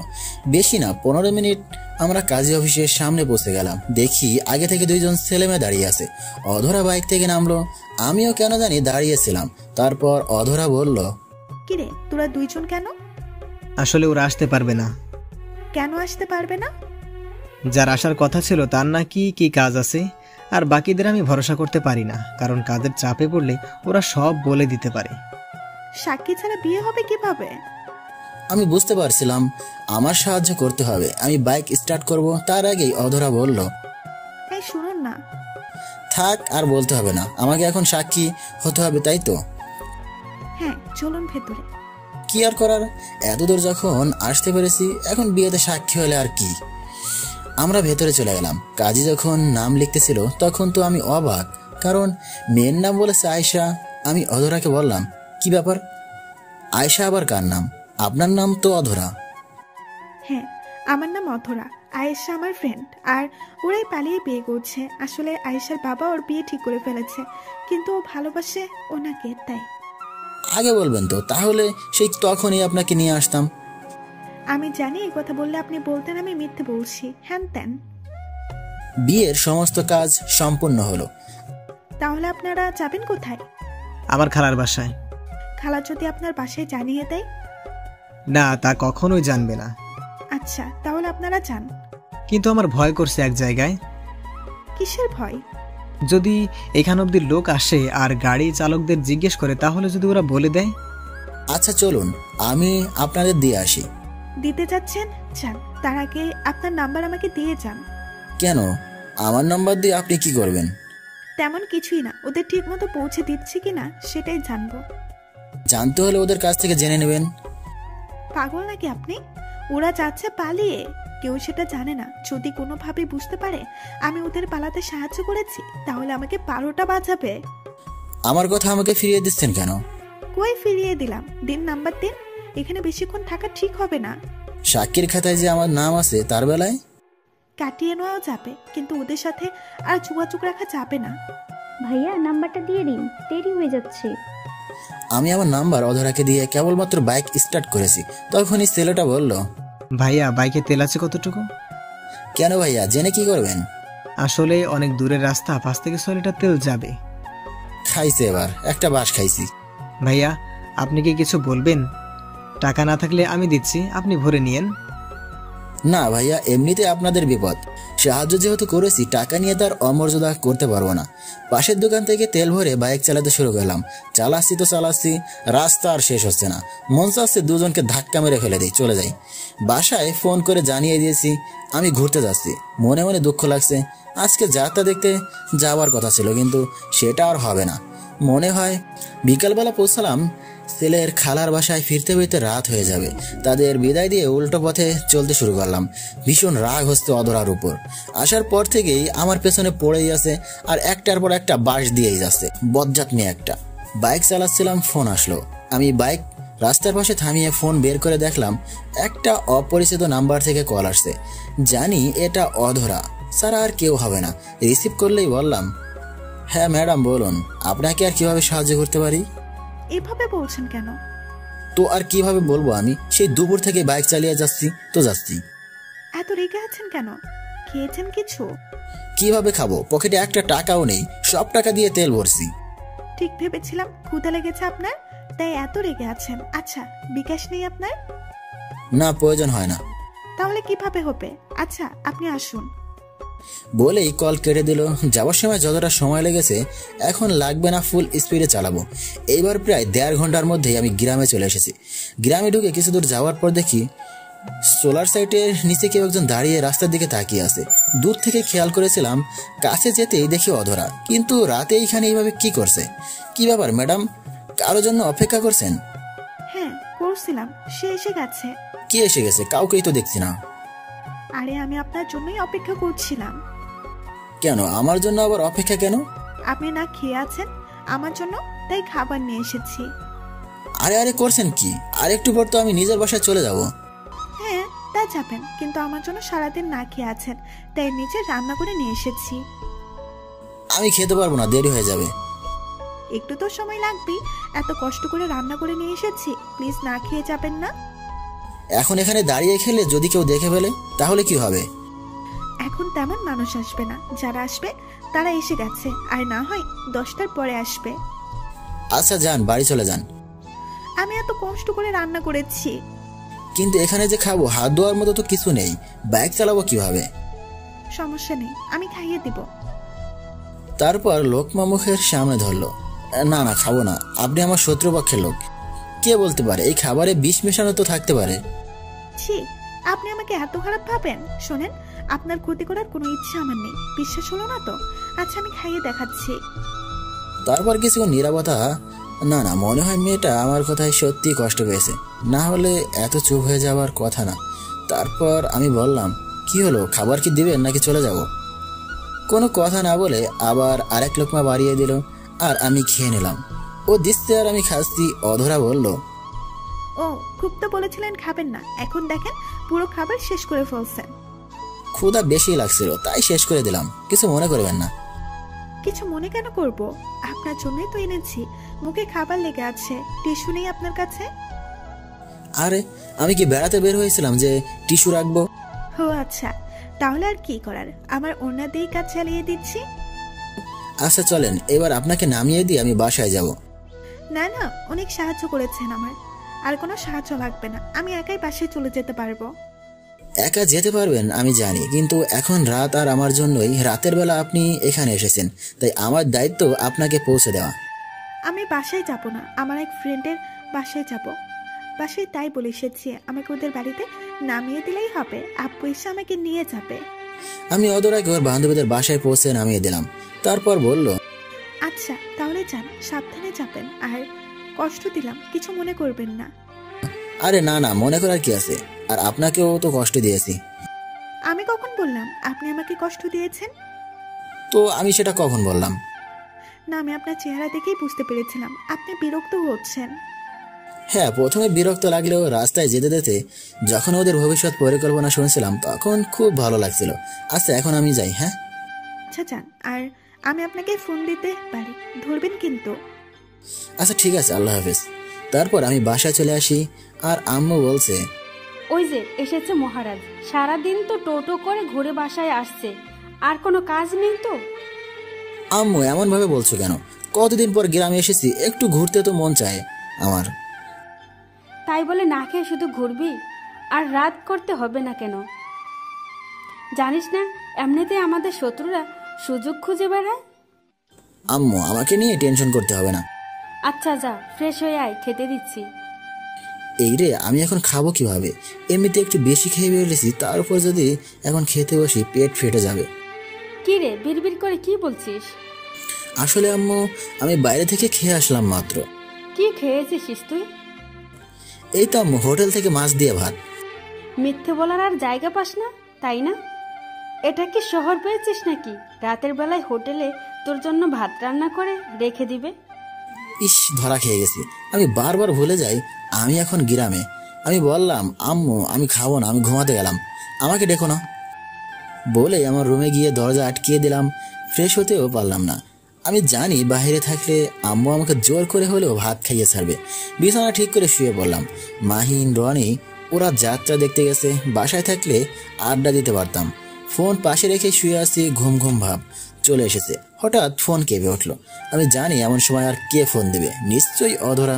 ফোন হাতে নিয়ে দেখি সত্যিই অধরা ফোন দিয়েছে। রিসিভ করলাম। এই যে মিস্টার, কি করেন? শুয়ে আছি, আপনি? বসে আছি। বাসায় কি শুয়ে পড়ছেন? অনেক ক্লান্ত নাকি? আরে তা না, আসলে বাইরে থাকলে আম্মু খাওয়ার জন্য ডাকবে, তাই রুমে এসে শুয়ে আছি। আপনার জন্য মিথ্যা বলে ধরা খেয়েছি। আমার জন্য আবার কিসের মিথ্যে বলছেন? বলছি হোটেল থেকে খেয়ে এসেছি। আরে হাসছেন কেন? যা পারেন না তা করতে যান কেন? সেই ছোটবেলা থেকে দেখে আসছি কোনোদিন মিথ্যে বলে কাউকে ধোকা দিতে পারেননি, সব সময় ধরা খেয়েছেন। আরে আমি তো মাঝে মধ্যে ভুলে যাই যে আমি গ্রামে আছি। আচ্ছা বাদ দেন, পাশের গ্রামে যাত্রা হচ্ছে, সবাই গেল, আপনি গেলেন না? যাওয়ার প্ল্যান ছিল, আপনার জন্য যেতে পারলাম না। আমি কি আপনাকে যেতে না করেছিলাম নাকি?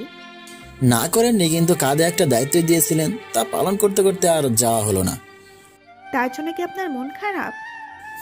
একটু। তাহলে চলেন আমরা দুইজন গিয়ে দেখে আসি, বেশি দূরে না তো।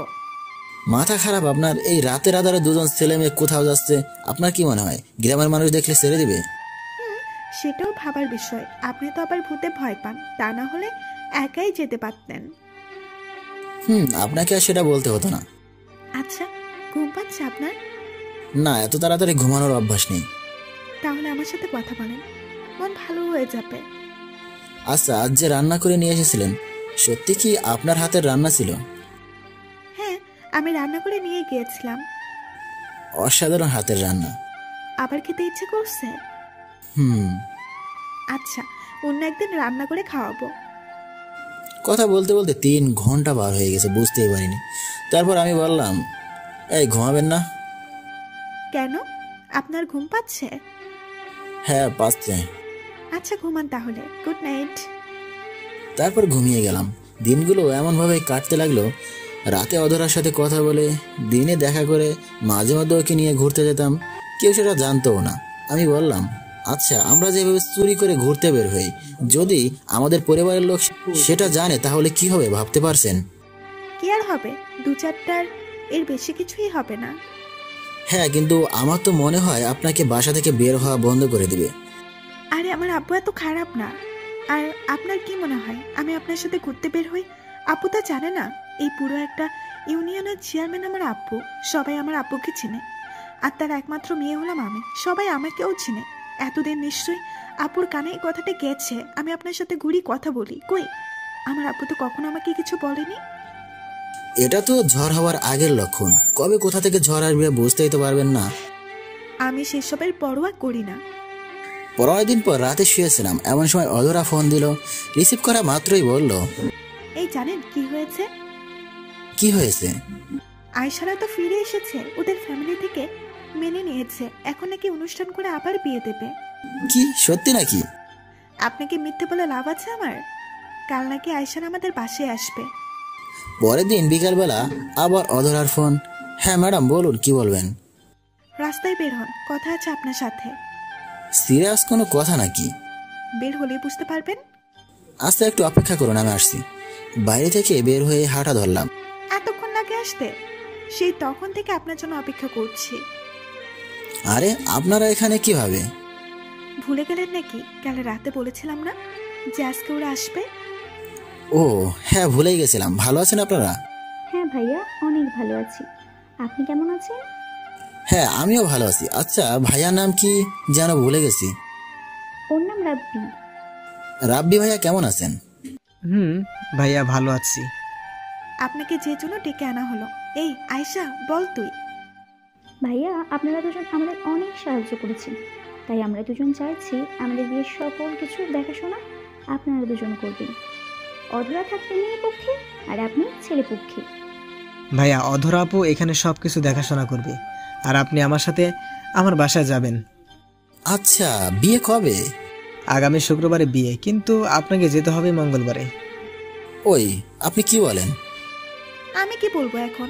আপনার উপরেই সব, আপনি যা বলবেন তাই। আচ্ছা আমি রাজি। তাহলে আমিও রাজি। তারপর চারজন মিলে ঘুরতে লাগলাম। ভাইয়া একটা কথা বলবো, কিছু মনে করবেন না তো? না ভাইয়া বলুন আপনি। আপনাদের দুজনকে পাশাপাশি খুব ভালো মানিয়েছে। রাব্বির কথা শুনে লজ্জা লাগছে। ধুর ভাইয়া কি যে বলেন না। সেদিন চারজন মিলে অনেক মজা করলাম। মঙ্গলবার চলে আসছে, রাব্বি আমাকে নিতে এসেছে, অধরাও এসেছে। অধরা বলল, এই শোনেন, কয়েকদিন তো দেখা হবে না, সাবধানে থাকবেন। আর কাছে গেলে তো আপনার হুঁশ থাকে না, একটু সাবধানে থাকবেন। আর কাজ শেষ করে রাব্বি ভাইয়ের সাথে থাকবেন, টোটো করে ঘুরবেন না। আর রাব্বি ভাইয়া ওনাকে দেখে রাখবেন, আর টাইম মতো খাওয়াবেন। ও কিন্তু লাজুক, ক্ষুধা লাগলেও মুখ ফুটে বলবে না, একটু দেখে রাখবেন। এত টেনশন করার কিছু নেই, আমি আছি তো। সেই ভরসায় ছাড়ছি কিন্তু। আচ্ছা আমরা যাই তাহলে। অধরাকে বিদায় দিয়ে আমরা রাব্বিদের বাড়ির উদ্দেশ্যে যাত্রা শুরু করলাম। রাব্বি ভাইয়া আমাকে আমার রুম দেখিয়ে দিল। যদিও বিয়ের এখনো অনেক দেরি আছে, তাই লোকজন নেই, শুধু বাসার কিছু লোক আর দুই একজন আত্মীয় এসেছে। ভাইয়া বিশ্রাম নিন, অনেক দূর থেকে এসেছেন। বিকেলবেলা আমাদের গ্রাম ঘোরাতে নিয়ে যাব। আচ্ছা ভাইয়া ঠিক আছে। আমি ফিরে এসে শুয়ে পড়লাম। দুপুরবেলা রাব্বি আমাকে ডেকে তুলে দিল গোসলের জন্য।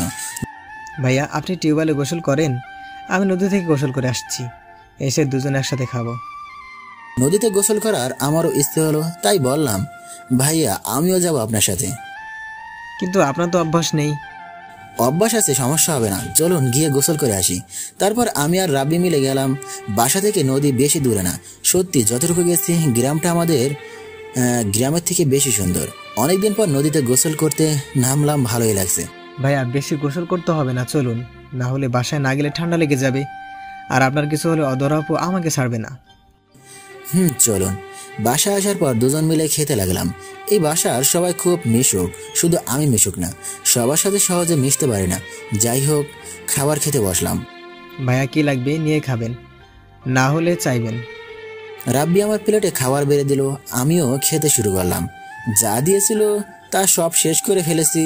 আবার বলল, কি হলো ভাইয়া, কিছু তো নিলেন না? আমার পেট ভরে গেছে। আমি বুঝতে পারছি লজ্জা পাচ্ছেন।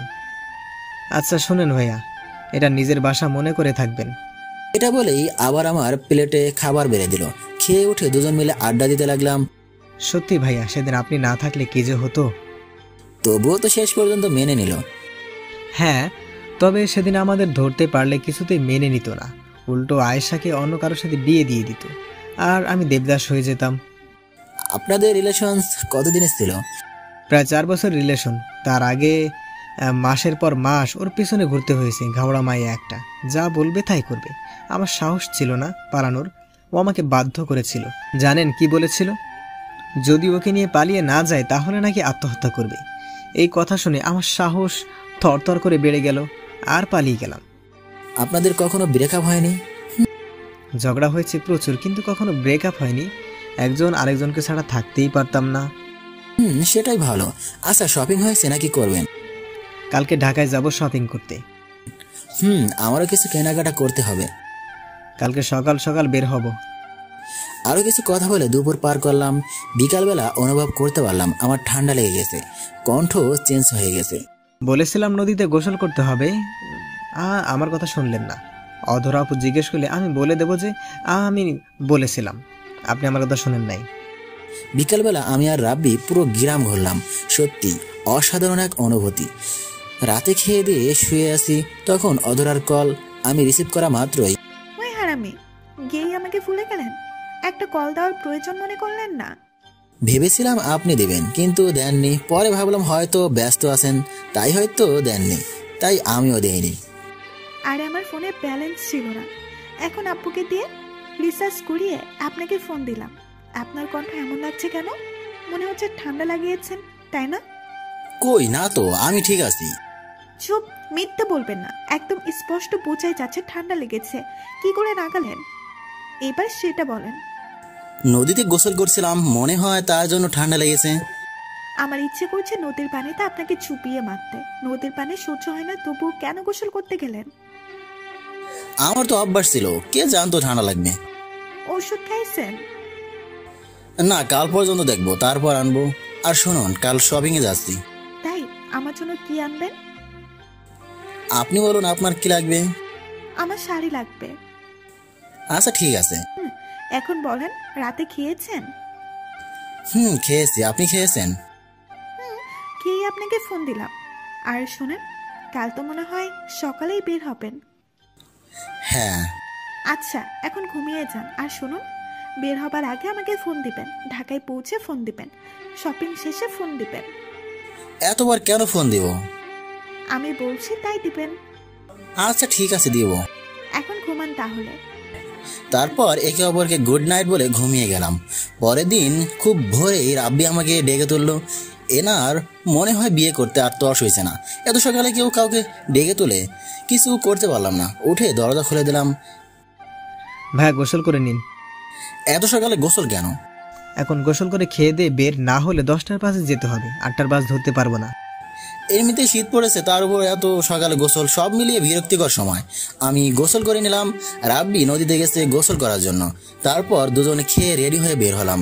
রাব্বি কথা বলছে আয়েশার সাথে, আর আমি অধরাকে ফোন দিলাম। কি বের হয়েছেন? মাত্র বের হলাম। আচ্ছা, সাবধানে যাবেন। আর রাব্বি ভাইকে দেখে রাখবেন, গ্রামের ছেলে তো, তাই। এত ভাবতে হবে না। আরে আমি রাব্বি ভাইকে নিয়ে ভাবতে কেন যাব? আয়েশা আমার মাথা খারাপ করে দিচ্ছে, ও তো টেনশনে শেষ হয়ে যাচ্ছে। টেনশন করতে না করুন। আচ্ছা, সাবধানে যাবেন। আর মনে আছে তো কি বলেছিলাম? হ্যাঁ, আমার সবকিছু মনে আছে। 8টার বাস ধরে ঢাকায় চলে আসলাম। এসে অধরাকে জানিয়ে দিলাম। শপিং মলে ঢুকে কেনাকাটা শুরু করলাম। প্রথমে কিনলাম রাব্বির জন্য, তারপর কিনলাম আয়েশার জন্য, তারপর ওদের পরিবারের সবার জন্য। রাব্বি ভাইয়া, এত কেনাকাটা করবেন, আগে বলবেন তো। কেন? আগে বললে কি হতো? মানুষ নিয়ে আসতাম বেশি করে। আচ্ছা চলুন আগে একটা লাগেজ কিনে নিই, তাছাড়া হবে না। লাগেজ কিনে সব কিছু ভরতে শুরু করলাম। একটা ভরে গেছে, আরও বেশ কিছু বাকি আছে। আর একটা ছোট লাগেজ কিনে সেটাই ভরতে লাগলাম। ওনার সব কেনাকাটা শেষ, এখন আমার জন্য কিনবো। আমার জন্য কেনার পর আমি শাড়ির দোকানে গেলাম। রাব্বি বলল, ভাইয়া শাড়ির দোকানে কি করতে এলেন? শাড়ি কিনবো। তাই? কার জন্য কিনবেন? আসতে একজন, পরে বলবো। না বললেও আমি সেটা বুঝতে পারছি, আপনি অধরা আপুর জন্য শাড়ি কিনবেন। সত্যিটা যখন বুঝতে পারছে, তাই আর কথা বাড়ালাম না। শাড়ি কেনার পর সেটাকে সুন্দর করে প্যাকেট করে দিতে বললাম। বাসায় ফিরতে ফিরতে রাত 9টা বেজে গেল। ফ্রেশ হয়ে খাবার খেয়ে অধরাকে কল দিলাম। একটা অভ্যাসে পরিণত হয়েছে, রাত হলেই অধরার সাথে কথা বলতে ইচ্ছে করে। কথা বলার এক পর্যায়ে অধরা বলল, তো আমার জন্য কি কিনলেন? শাড়ি কিনেছি, বাট এখন সেটা বলবো না, একটু মজা নিব। আমি বললাম, ও আমি তো আপনার কথা ভুলে গেছি, সত্যি আমি খুব দুঃখিত। আরে দুঃখিত বলার কি আছে? আমি আপনার কে যে আমার জন্য কিছু কিনতে চাপেন? সমস্যা নেই। কিছু মনে করবেন না, ইচ্ছা ছিল কিন্তু মনে ছিল না। আমি কিছু মনে করিনি। এই আমি অনেক ক্লান্ত, ঘুমাই এখন। আচ্ছা ঘুমান। একদম বাচ্চাদের মতো বাচ্চারা যেমন বায়না ধরে কিছু না পেলে যেমন করে অধরার কথাগুলো শুনেও আমার তেমন লেগেছিল। হাসি পাচ্ছিল কখন হেসে দেবো, তাই কল কেটে দিলাম। এখন সমস্যা হলো পাঠাবো কাকে দিয়ে। কি ভাইয়া, কিছু ভাবছেন নাকি? ভাইয়া, শাড়ি তো কিনলাম, কিন্তু পাঠাবো কাকে দিয়ে? এটা নিয়ে ভাবার কি আছে, আমার এক ছোট্ট ভাই আছে না, ওকে দিয়ে কাল পাঠিয়ে দেব। পরের দিন রাব্বির ছোট ভাইকে দিয়ে শাড়ি পাঠিয়ে দিলাম। সাইকেল চালিয়ে গেছে, বেশি সময় লাগার কথা না। 1:25 মিনিটে অধরা কল দিয়েছে। আমি ধরলাম। ওই কুত্তা, বলেছিলেন কিছু আনেন নাই, তাহলে আজকে আমার জন্য কি পাঠিয়েছেন? যা চেয়েছিলেন তাই পাঠিয়েছি। তাই না? ভুলে গেছেন? কি করে ভুলবো? ভুলেন নাই যখন বলেছিলেন কেন যে ভুলে গেছি? জানেন কত কষ্ট হয়েছে আমার? কেন কষ্ট হয়েছে? কেন কষ্ট হয়েছে জানি না, কিন্তু কষ্ট হয়েছে। আমি তো আপনার সাথে মজা করেছিলাম শুধু। তাই বলে এভাবে সামনে পেলে আপনাকে কামড়ে দিতাম। কেন কামড়াতেন কেন? ইচ্ছে করছে কামড়াতে। এই শুনুন, আজ থেকে একটু বিজি থাকবো। জানি, আর কাল তো গায়ে হলুদ। আপনি কি আয়েশাদের বাসায় থাকছেন নাকি বাসায় চলে যান? আয়েশা আমাকে যেতে দিলে তো যাবো। ও আচ্ছা, রাখি। এখন প্যান্ডেলে লোক চলে আসছে, দেখিয়ে দিতে হবে সবকিছু। যাই করেন না কেন সময় মতো খেয়ে নেবেন, আর শোনেন সাবধানে কাজ করবেন। আপনিও সময় মতো খেয়ে নিন। আল্লাহ হাফেজ। ফোন কেটে দিয়ে আমি প্যান্ডেলে লোকের কাছে গেলাম। তাদের সবকিছু বুঝিয়ে দিয়ে আমি চেয়ারে বসে রইলাম। রাব্বি ও আম্মুর সাথে হাটে গেছে গরু কিনতে। প্যান্ডেলের লোকদের সাথে চিল্লাচিল্লি করতে করতে আমার মাথা শেষ। করতে বলি একটা, আর করে বসে অন্যভাবে। মন চাচ্ছে সবকিছু ছেড়ে দিয়ে চলে যায়, কিন্তু সেটা করলে অধরার সম্মানহানি হবে। না পেরে অধরাকে ফোন দিলাম আর বললাম, এই আমি বাড়িতে চলে যাব। কেন, কি হয়েছে? দূর, আর বললেন না, এদের সাথে চিল্লাচিল্লি করতে করতে মাথা নষ্ট হয়ে যাচ্ছে। চিল্লাচিল্লি করলে লাভ হবে না, ঠান্ডা মাথায় বুঝিয়ে বলুন, আর নাস্তা পানির ব্যবস্থা করে দিন। দেখবেন আপনার কাজ সুন্দরভাবেই সম্পূর্ণ হচ্ছে। আর যদি মাথা বেশি গরম হয়ে যায়, পুকুর থেকে একটা ডুব দিয়ে আসেন। এই আপনি কি আমার সাথে মজা করছেন? না, আপনার সাথে মজা করতে যাব কেন? আর খেয়ে নিন, মনে হয় না খেয়ে আছেন, তাই মাথা আরো বেশি গরম হচ্ছে। দূর, রাখলাম। আমি ভাবছিলাম অধরার সাথে কথা বললে মাথা ঠান্ডা হবে, কিন্তু ও আরো বেশি গরম করে দিল। যাই হোক, অধরা যা বললো তাই করে দেখি। আমি বাজারে গেলাম, 7 আপ বিস্কিট চানাচুর কিনে আবার বাড়িতে আসলাম। এসে বললাম, আপনারা অনেক কাজ করেছেন, এখন আসেন হালকা নাস্তা করে নিন। সবাইকে নাস্তা পানি করিয়ে বললাম, দেখেন ভাই, আমি এবারে কেউ না, ছেলের একজন ভালো বন্ধু মাত্র, আর এইসব কিছুর দায়িত্ব এসে পড়েছে আমার উপর। আপনাদের সাথে চিল্লাচিল্লি করে আমার কোনো লাভ নেই, কিন্তু একটু ভালোভাবে কাজটা করুন, তাহলে আমার সম্মানটা নষ্ট হবে না। তাদের আরও কিছু কথা বলে আমি কাজে লাগিয়ে দিলাম।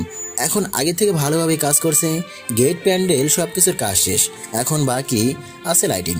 রাব্বি আর ওর বাবা এখনো গরু কিনে বাসায় আসেনি। ভাবছিলাম লাইটিংয়ের দায়িত্ব ওদের কাছেই দেবো, কিন্তু এখন ওরা আসলো না। কিভাবে কি করবে আমি কি করে বলবো?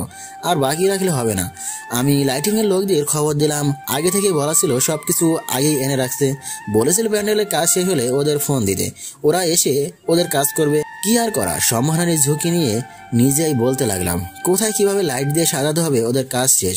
সন্ধ্যা 7টার সময় পুরো বাড়ি লাইট দিয়ে আলোকিত। যাই হোক, আমার তো ভীষণ ভালো লাগছে। এখন ওদের কেমন লাগছে কি করে বলবো। সারাদিনের চিল্লাচিল্লি শেষে গেলাম গোসল করতে। গোসল করে বাড়িতে এসে দেখি ওরা গরু নিয়ে চলে আসছে। আমি রাব্বির কাছে গিয়ে জিজ্ঞাসা করলাম, দেখেন ভাই, কোথাও কিছু ভুল হলে মাপ চাই। না ভাইয়া, সব কিছু অনেক সুন্দর হয়েছে।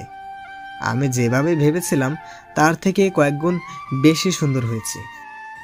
রাতে আর আমি অধরাকে ফোন দেয়নি। রাত 10টার দিকে অধরাই ফোন দিল। কিছুক্ষণ বাজার পর রিসিভ করলাম। কি কাজ কি এখনো শেষ হয়নি? হয়েছে। তাহলে আমাকে ফোন দিলেন না যে? এমনি ফোন দেয়নি। আমার উপর কি রেগে আছেন কোনো ব্যাপারে? না, রেগে কেন থাকবো? দুপুরের কথার জন্য মনে হয় রেগে আছেন, তাই না? ওরা মাথা একদম খারাপ করে দিয়েছিল। ভাবছিলাম আপনার সাথে কথা বললে ভালো লাগবে, কিন্তু উল্টো আপনিও আমার সাথে খারাপ করে দিলেন। সরি, বুঝতে পারিনি। আচ্ছা, খেয়েছেন তো? হ্যাঁ খেয়েছি, আর রাতে খাবার বেশি হয়ে গেছে। বেশি কিভাবে হয়? আপনি খাবেন আর আপনি জানবেন না? খাচ্ছিলাম তো, হঠাৎ রাব্বির বড় খালা প্লেটে ভাত দিল। না পারছিলাম কিছু বলতে, না পারছিলাম উঠে আস। এত মানুষের সামনে উঠে আসলে কেমন দেখায় না? সারাদিন তো কাজের মধ্যেই ছিলেন, কালকে অনেক কাজ, আজকে ঘুমান। আপনি কি করবেন? আমিও ঘুমাবো। আচ্ছা তাহলে ঘুমিয়ে যান। পরের দিন সকাল থেকে আয়োজন শুরু, মানুষ আসতে শুরু করেছে। দুপুর গড়াতে মানুষ ভর্তি লোক। গ্রামে যদিও গায়ে হলুদ হয় সন্ধ্যায়, কথা ছিল 50 জন যাবে ছেলে পক্ষ থেকে, আর মেয়ে পক্ষ থেকে আসবে 50 জন। কিন্তু দেখা গেল মেয়ে এসে গেছে 53 জন। ছেলেদের যাওয়ার কোনো উপায়ই নেই। সাথে সাথে 2 জন পুরুষ গেল। অধরাকে দেখতে ইচ্ছে কর, থাক গিয়ে দেখতে না পারলাম। অধরা আসবে তখন দেখে নিব। মেয়ে পক্ষের লোক চলে আসছে। আমি দাঁড়িয়ে সবাইকে শ্যাম্পু দিচ্ছিলাম। সবাইকে দেওয়া শেষ, কিন্তু অধরাকে দেখলাম না। ফোন দিয়ে দেখি, ফোন দিলাম আর বললাম, এই কই আপনি, আসলেন না কেন? দূর, আজকে যাব আবার কালকে যাব, এত হাঁটাহাঁটি ভালো লাগে না, তাই একেবারে কালকেই যাব। ও আচ্ছা ঠিক আছে। আপনাদের পক্ষ থেকে না 40 জন মেয়ে আর 10 জন ছেলে আসার কথা ছিল, তাহলে শুধু মেয়ে আসলো কেন? দেখেননি মহিলা হয়ে গেছে 53 জন, তাই আর ছেলে যায়নি। আপনি আসলেও তো পারতেন। কেউ তো যেতে বললো না, ওই 2 জনকেই বলেছে, তাই ওরা গেছে। আপনি তো আমাদের গ্রামে আসলে সবাই ভাবতো মেয়ে পক্ষ। সেটা কিভাবে হয় জানেন না? এখন আমি ছেলে পক্ষের লোক। হ্যাঁ, তা তো বেশ ভালো করেই জানি। আচ্ছা, কাল তো আপনারা আসবেন, গাড়ির ব্যবস্থা করেননি? হ্যাঁ করা হয়েছে তো। তাহলে ঠিক আছে। কাল আপনি মেয়ের সাথে আসবেন তাই না? হ্যাঁ, মেয়ের সাথে যাই তো কিছু লোক। পরের দিন সবাই বের হচ্ছে। বরের জন্য আলাদা গাড়ি আর লোকের জন্য বাস। আমি বরের গাড়িতে উঠে বসেছি। মেয়ের বাড়ির সামনে চলে এসেছি। গেটে কি হয় সবার জানাই আছে, বললাম না। বিয়ে বাড়িতে সাধারণত বরের জুতো চুরি হয়, কিন্তু এখানে দেখি আমার জুতো নেই। চারিদিকে তাকিয়ে খুঁজতে লাগলাম, কিন্তু জুতো নেই। অধরা আমার কাছে এসে বলল, দেখে মনে হচ্ছে কিছু খুঁজছেন। দেখুন না কি কাণ্ড, আমার জুতো চুরি হয়ে গেছে। ও মা, সে কি, আপনার জুতা চুরি হয়ে গেল? একটু দেখেন না কে নিল আমার জুতা। জুতা খুঁজে বের করে দিতে পারি যদি আমাকে শাড়ি পরতে সাহায্য করেন। কিন্তু আমি তো শাড়ি পরাতে পারি না। আমি দেখিয়ে দেব, আপনি সেই মোতাবেক করলেই হবে। আগে আমার জুতো এনে দিন। আগে বলুন, আমাকে শাড়ি পরতে সাহায্য করবেন? হ্যাঁ করব। তারপর অধরা চলে গেল। কিছুক্ষণ পর 2টা পিস্তি এসে জুতা দিয়ে বলল, ভাইয়া আপু আমাদের সাথে আপনাকে যেতে বলেছে। আমি ওদের সাথে গেলাম, একটা ঘরে ঢুকিয়ে দিয়ে ওরা চলে গেল। তারপর অধরাকে শাড়ি পরতে সাহায্য করলাম। শাড়িতে আমাকে কেমন লাগছে? পুরো একটা নীল পরীর মতো লাগছে। এখন যে আপনাকে পাঞ্জাবি চেঞ্জ করতে হবে। আমি কেন পাঞ্জাবি চেঞ্জ করব? আর আমি বাড়তি পাঞ্জাবি সাথে আনিনি। আমি এনে রেখেছি, এই নিন, এটা আপনার। নীল পাঞ্জাবি কেন? আপনি আমাকে নীল শাড়ি গিফট করেছেন, আমিও রিটার্ন করলাম। তাড়াতাড়ি চেঞ্জ করে নিন, ওদের বের হওয়ার সময় হয়ে গেছে। আচ্ছা চোখ বন্ধ করুন, চেঞ্জ করছি। তারপর চেঞ্জ করে আমরা বের হলাম। মেয়ে নিয়ে আমরা বের হচ্ছি, ওদের গাড়িতে উঠিয়ে দিয়ে উঠতে যাব। ঠিক তখনই অধরা বলল, এই আপনি এই গাড়িতে না, আমার সাথে বাসে যাবেন। কেন বাসে কেন? এতগুলো অপরিচিত মানুষের সাথে যেতে আমার ভয় লাগে। আচ্ছা ঠিক আছে চলুন। অধরাকে নিয়ে বাসে উঠলাম। প্রায় সবাই হা করে তাকিয়ে আছে। আমি আর অধরা পাশাপাশি বসলাম। ছেলের বাসায় আসার পর রাতে নাচ গানের অনুষ্ঠান। আমি আর অধরা আবার পাশাপাশি বসে আছি। ওর উক্তি ও আলাদা থাকবে না, কাউকে চিনে না, কে কি বলবে তাই। কয়েকজন নেচে যাওয়ার পর এক পিচ্চি এলো নাচতে শুরু করার পর। অধরা বলল, দেখুন না পিচ্চি কত সুন্দর নাচতেছে, মনে যাচ্ছে। এভাবে কাছে গিয়ে আমার পাঞ্জাবি টেনে ধরে বলল, এইভাবে একটা উম্মা দিই। আমার গালে একটা চুমু দিল।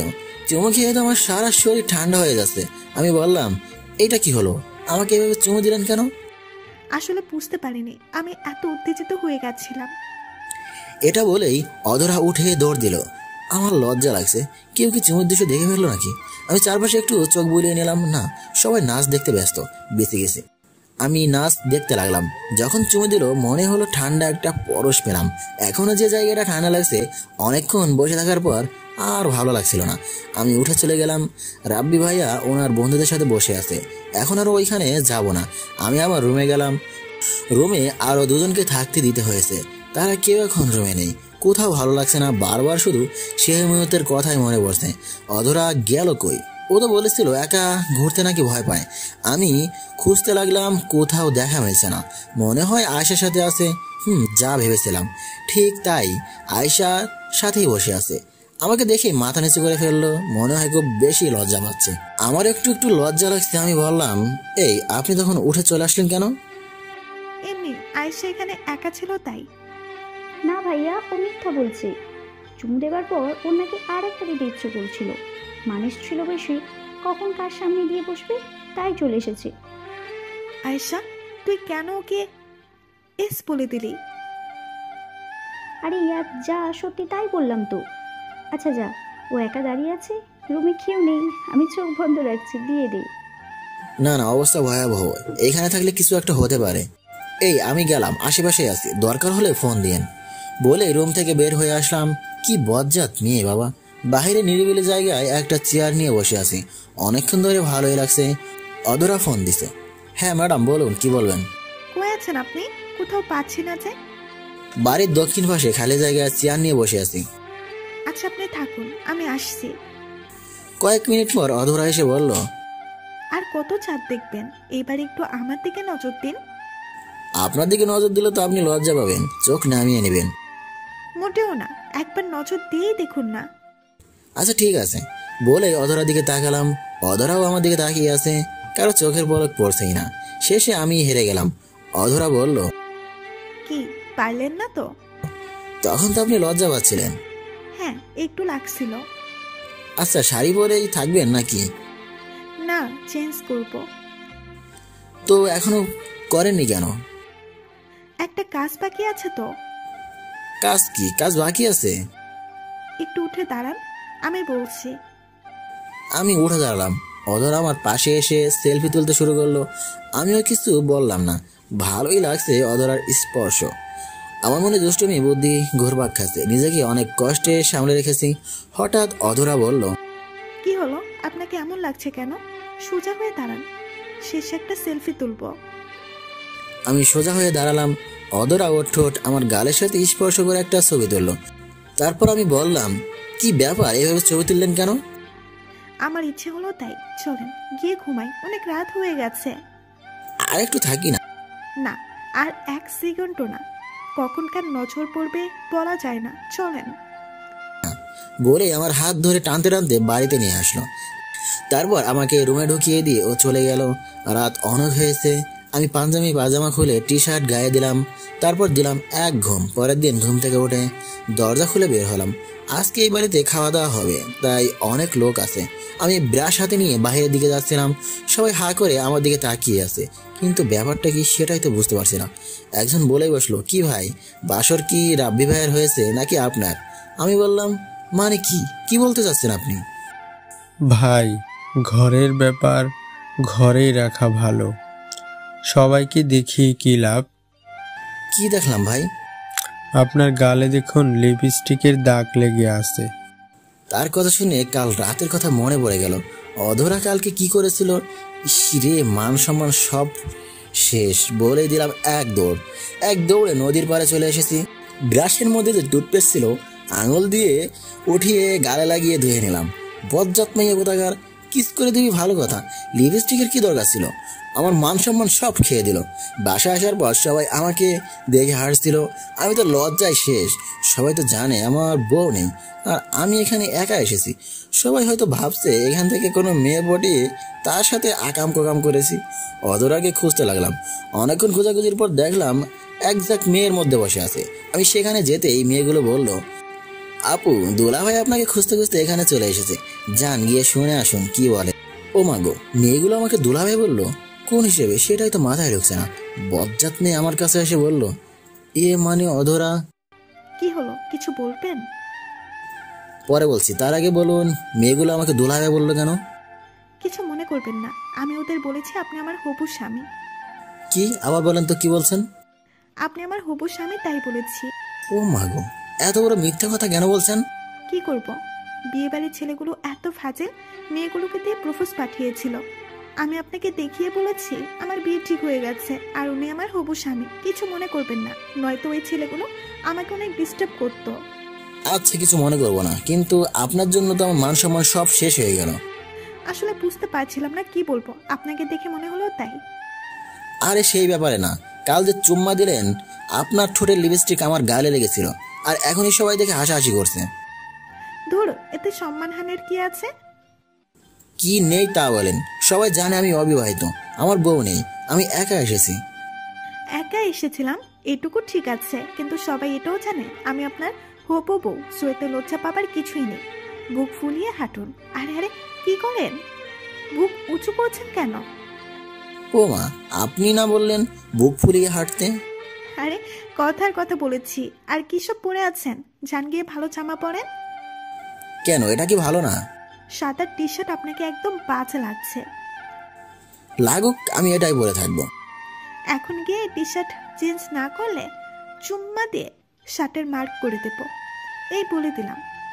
দেন, আপনি তো আমার হবু বউ, সবার সামনে চুম্মা দিতে পারলে আমি কেন দিতে পারবো না? সত্যি দিব কিন্তু। তো আমি কি মিথ্যা বলছি নাকি? আর পাশে দেখছেন কত লোক আছে? লোকজনকে আমি ভয় পাই নাকি? আচ্ছা, আপনি এত গাওরা কেন? আপনি ঘাওড়া, আপনার বাপ ঘাওড়া। হায় আল্লাহ, এখানে আমার আপু কি করলো? আমার আব্বু বলেছে সে জমি বিক্রি করবে না, তবুও কেন আব্বুর পেছনে পড়ে আছে? আচ্ছা বাদ দিন, আজকে দুপুরে আমরা নদীতে গোসল করতে যাব। আচ্ছা ঠিক আছে, যাব। দুপুরবেলা সবাই বের হচ্ছে, অধরা আমাকে ডেকে নিয়ে গেল। ছেলে কম মেয়ে বেশি। যাওয়ার সময় সবাই বলা বলি করে যাচ্ছিল নদীতে গঙ্গা মা আছে, সে নাকি মাঝে মধ্যে মানুষ ধরে নিয়ে যায়। গ্রামে এমন অনেক কাহিনী আছে, মুরব্বীদের কাছ থেকে শুনেছি, কিন্তু নিজে কখনো প্রত্যক্ষ করিনি। নদীর পাড়ে চলে এসেছি। অধরা চমাকে বলল, আচ্ছা আপনি এখানে বসে থাকুন, আমরা গোসল করে আসছি। কে কেন? আমি বসে থাকবো কেন? আমি কি গোসল করব না? হ্যাঁ অবশ্যই করবেন, তবে বাসায় গিয়ে টিউবওয়েলে। না, আমি নদীতে গোসল করব। চুপচাপ এখানে বসে থাকুন, নয়তো ওই যে দেখছেন গাছের ডাল, ওটা দিয়ে ঠ্যাং ভেঙে দেব। কি গুন্ডি মেয়ে রে বাবা, কি আর করব, হবু বউ বলে পরিচয় দিয়েছে, একটু আর একটু কথা শুনতেই হয়। আমি গায়ে হাত দিয়ে বসে আছি আর ওদের গোসল করা দেখছি। আহারে, সবাই কত আনন্দ করছে, আর আমি হঠাৎ সবাই অধরা অধরা বলে চিৎকার করছে আর বলছে, ভাইয়া অধরাকে তো দেখা যাচ্ছে না। আমিও ভালো করে নজর বলিয়ে দেখলাম, না কোথাও নেই, একটু আগেই তো সে। আর এখন নদীতে পানি, বেশি কিছু না ভেবে দিলাম এক ঝাঁপ। খুঁজতে খুঁজতে নদীর মাঝে চলে এসেছি। আমি সাঁতার জানলেও বেশি পানিতে সাঁতার পারি না, ডুবে যাই। আমি ভুলেই গেছিলাম আমি নিজেই ডুবে যাচ্ছি, ইচ্ছে মতো পানি খাচ্ছি। অধরা উঠে বলল, কি রে মামুন কোথায়? সবাই বললো তুই যেভাবে বলছিলি সেই মোতাবেক করলাম। ও নদীর মাঝে চলে যায়, তারপর তো আর দেখছি না। আরে তোরা করছিস কি? তোদের না বললাম ওদের নদীর মাঝে যেতে দিস না, ডুবে যায়। তারপর খোঁজা শুরু হলো। কয়েকজন মিলে ধরে উপরে আনলো, জ্ঞান নেই।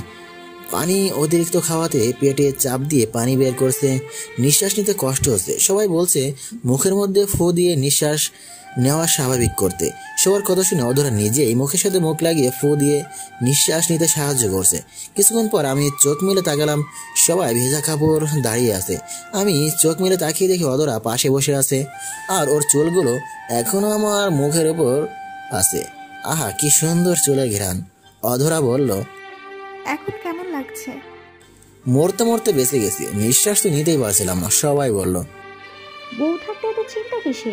যাই হোক, ফ্রিতে মুভির কিছু দৃশ্য দেখতে পেলাম। এই তোরা চুপ করবি? এই কেউ কি ছবি তুলেছিস এত সুন্দর একটা মুহূর্তের? হ্যাঁ আমি তুলেছি, এই দেখেন দুলাভাই আপনাদের রোমান্টিক দৃশ্য। তারপর আমি সুস্থ হয়ে বিয়ে বাড়ির কাজ সম্পন্ন করে বাড়িতে চলে আসি। আসার পর মা বাবার সাথে কথা বললাম। এভাবে আমার দিন চলতে থাকে। তার মাঝে অধরা তো আছেই। কিছুদিন আমাদের বাপজান আর এদিকে চেয়ারম্যান বাড়ির লোক সবকিছু ঝামেলা মিটিয়ে নিলে মিশে থাকতে শুরু করে। এদিকে আমি আর অধরা জড়িয়ে প্রেম করতে থাকি। এভাবে অনেকদিন কাটানোর পর আমাদের বিয়ে হয়ে যায়। তারপর আমাদের নতুন একটা রাত এসে পড়ে আমাদের মাঝে, কিন্তু আমি সেই রাতটার জন্য অনেক অপেক্ষাই করেছিলাম। অবশেষে পেয়ে গেলাম। আর আমি বাসর রাতে বিড়াল মারবো। আর যদি আপনারাও বাসর রাতে বিড়াল মারতে চান তাহলে নতুন বিয়ে করে বিড়াল মারুন।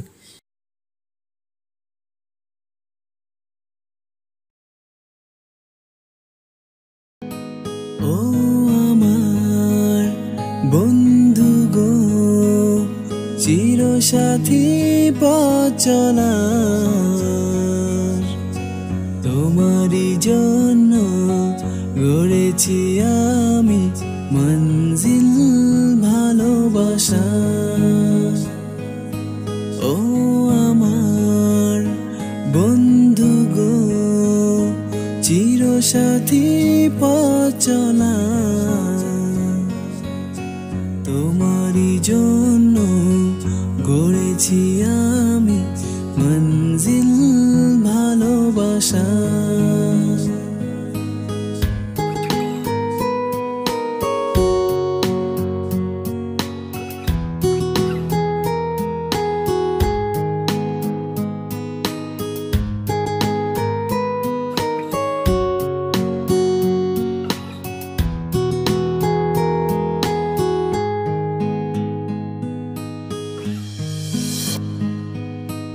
একই সাথে রয়েছি দুজন, একই ডোরে বাঁধা দুটি প্রাণ, ছিড়বে না কভু এ বাঁধন, আসলে আসুক তুফান।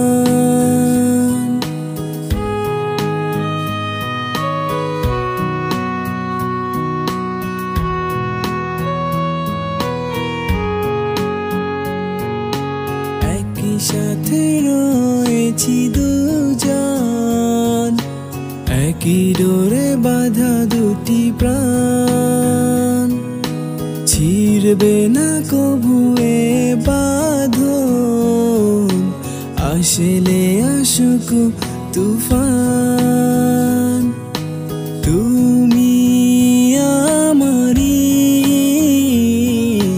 বলবো শতবার,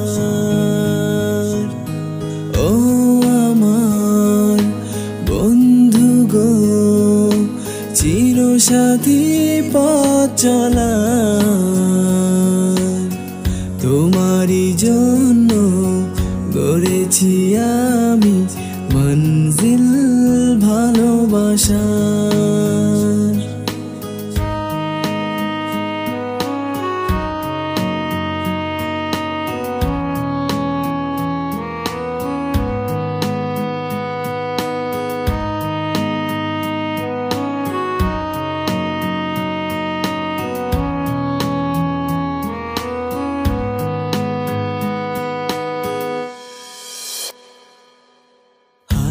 দুটি ধরেছি তোমার, মানব না কোনো বাধায়ার, শুনবো না কারো কথা যে আর, মন্দ বলুক সমাজ।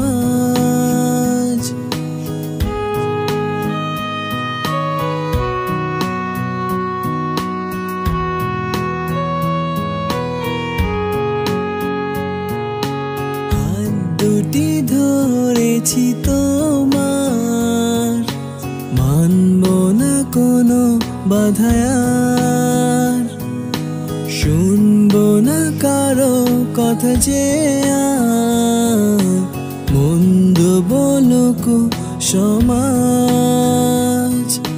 তুমি আমারি বলবো শতবার, ও আমার বন্ধু গো, চিরসাথী পথ চলা, তোমারই জন্য গড়েছি আমি মঞ্জিল ভালোবাসা। ও আমার বন্ধু গো, চিরসাথী পথ চলা, তোমারই জন্য গড়েছি আমি মঞ্জিল ভালোবাসা, মঞ্জিল ভালোবাসা।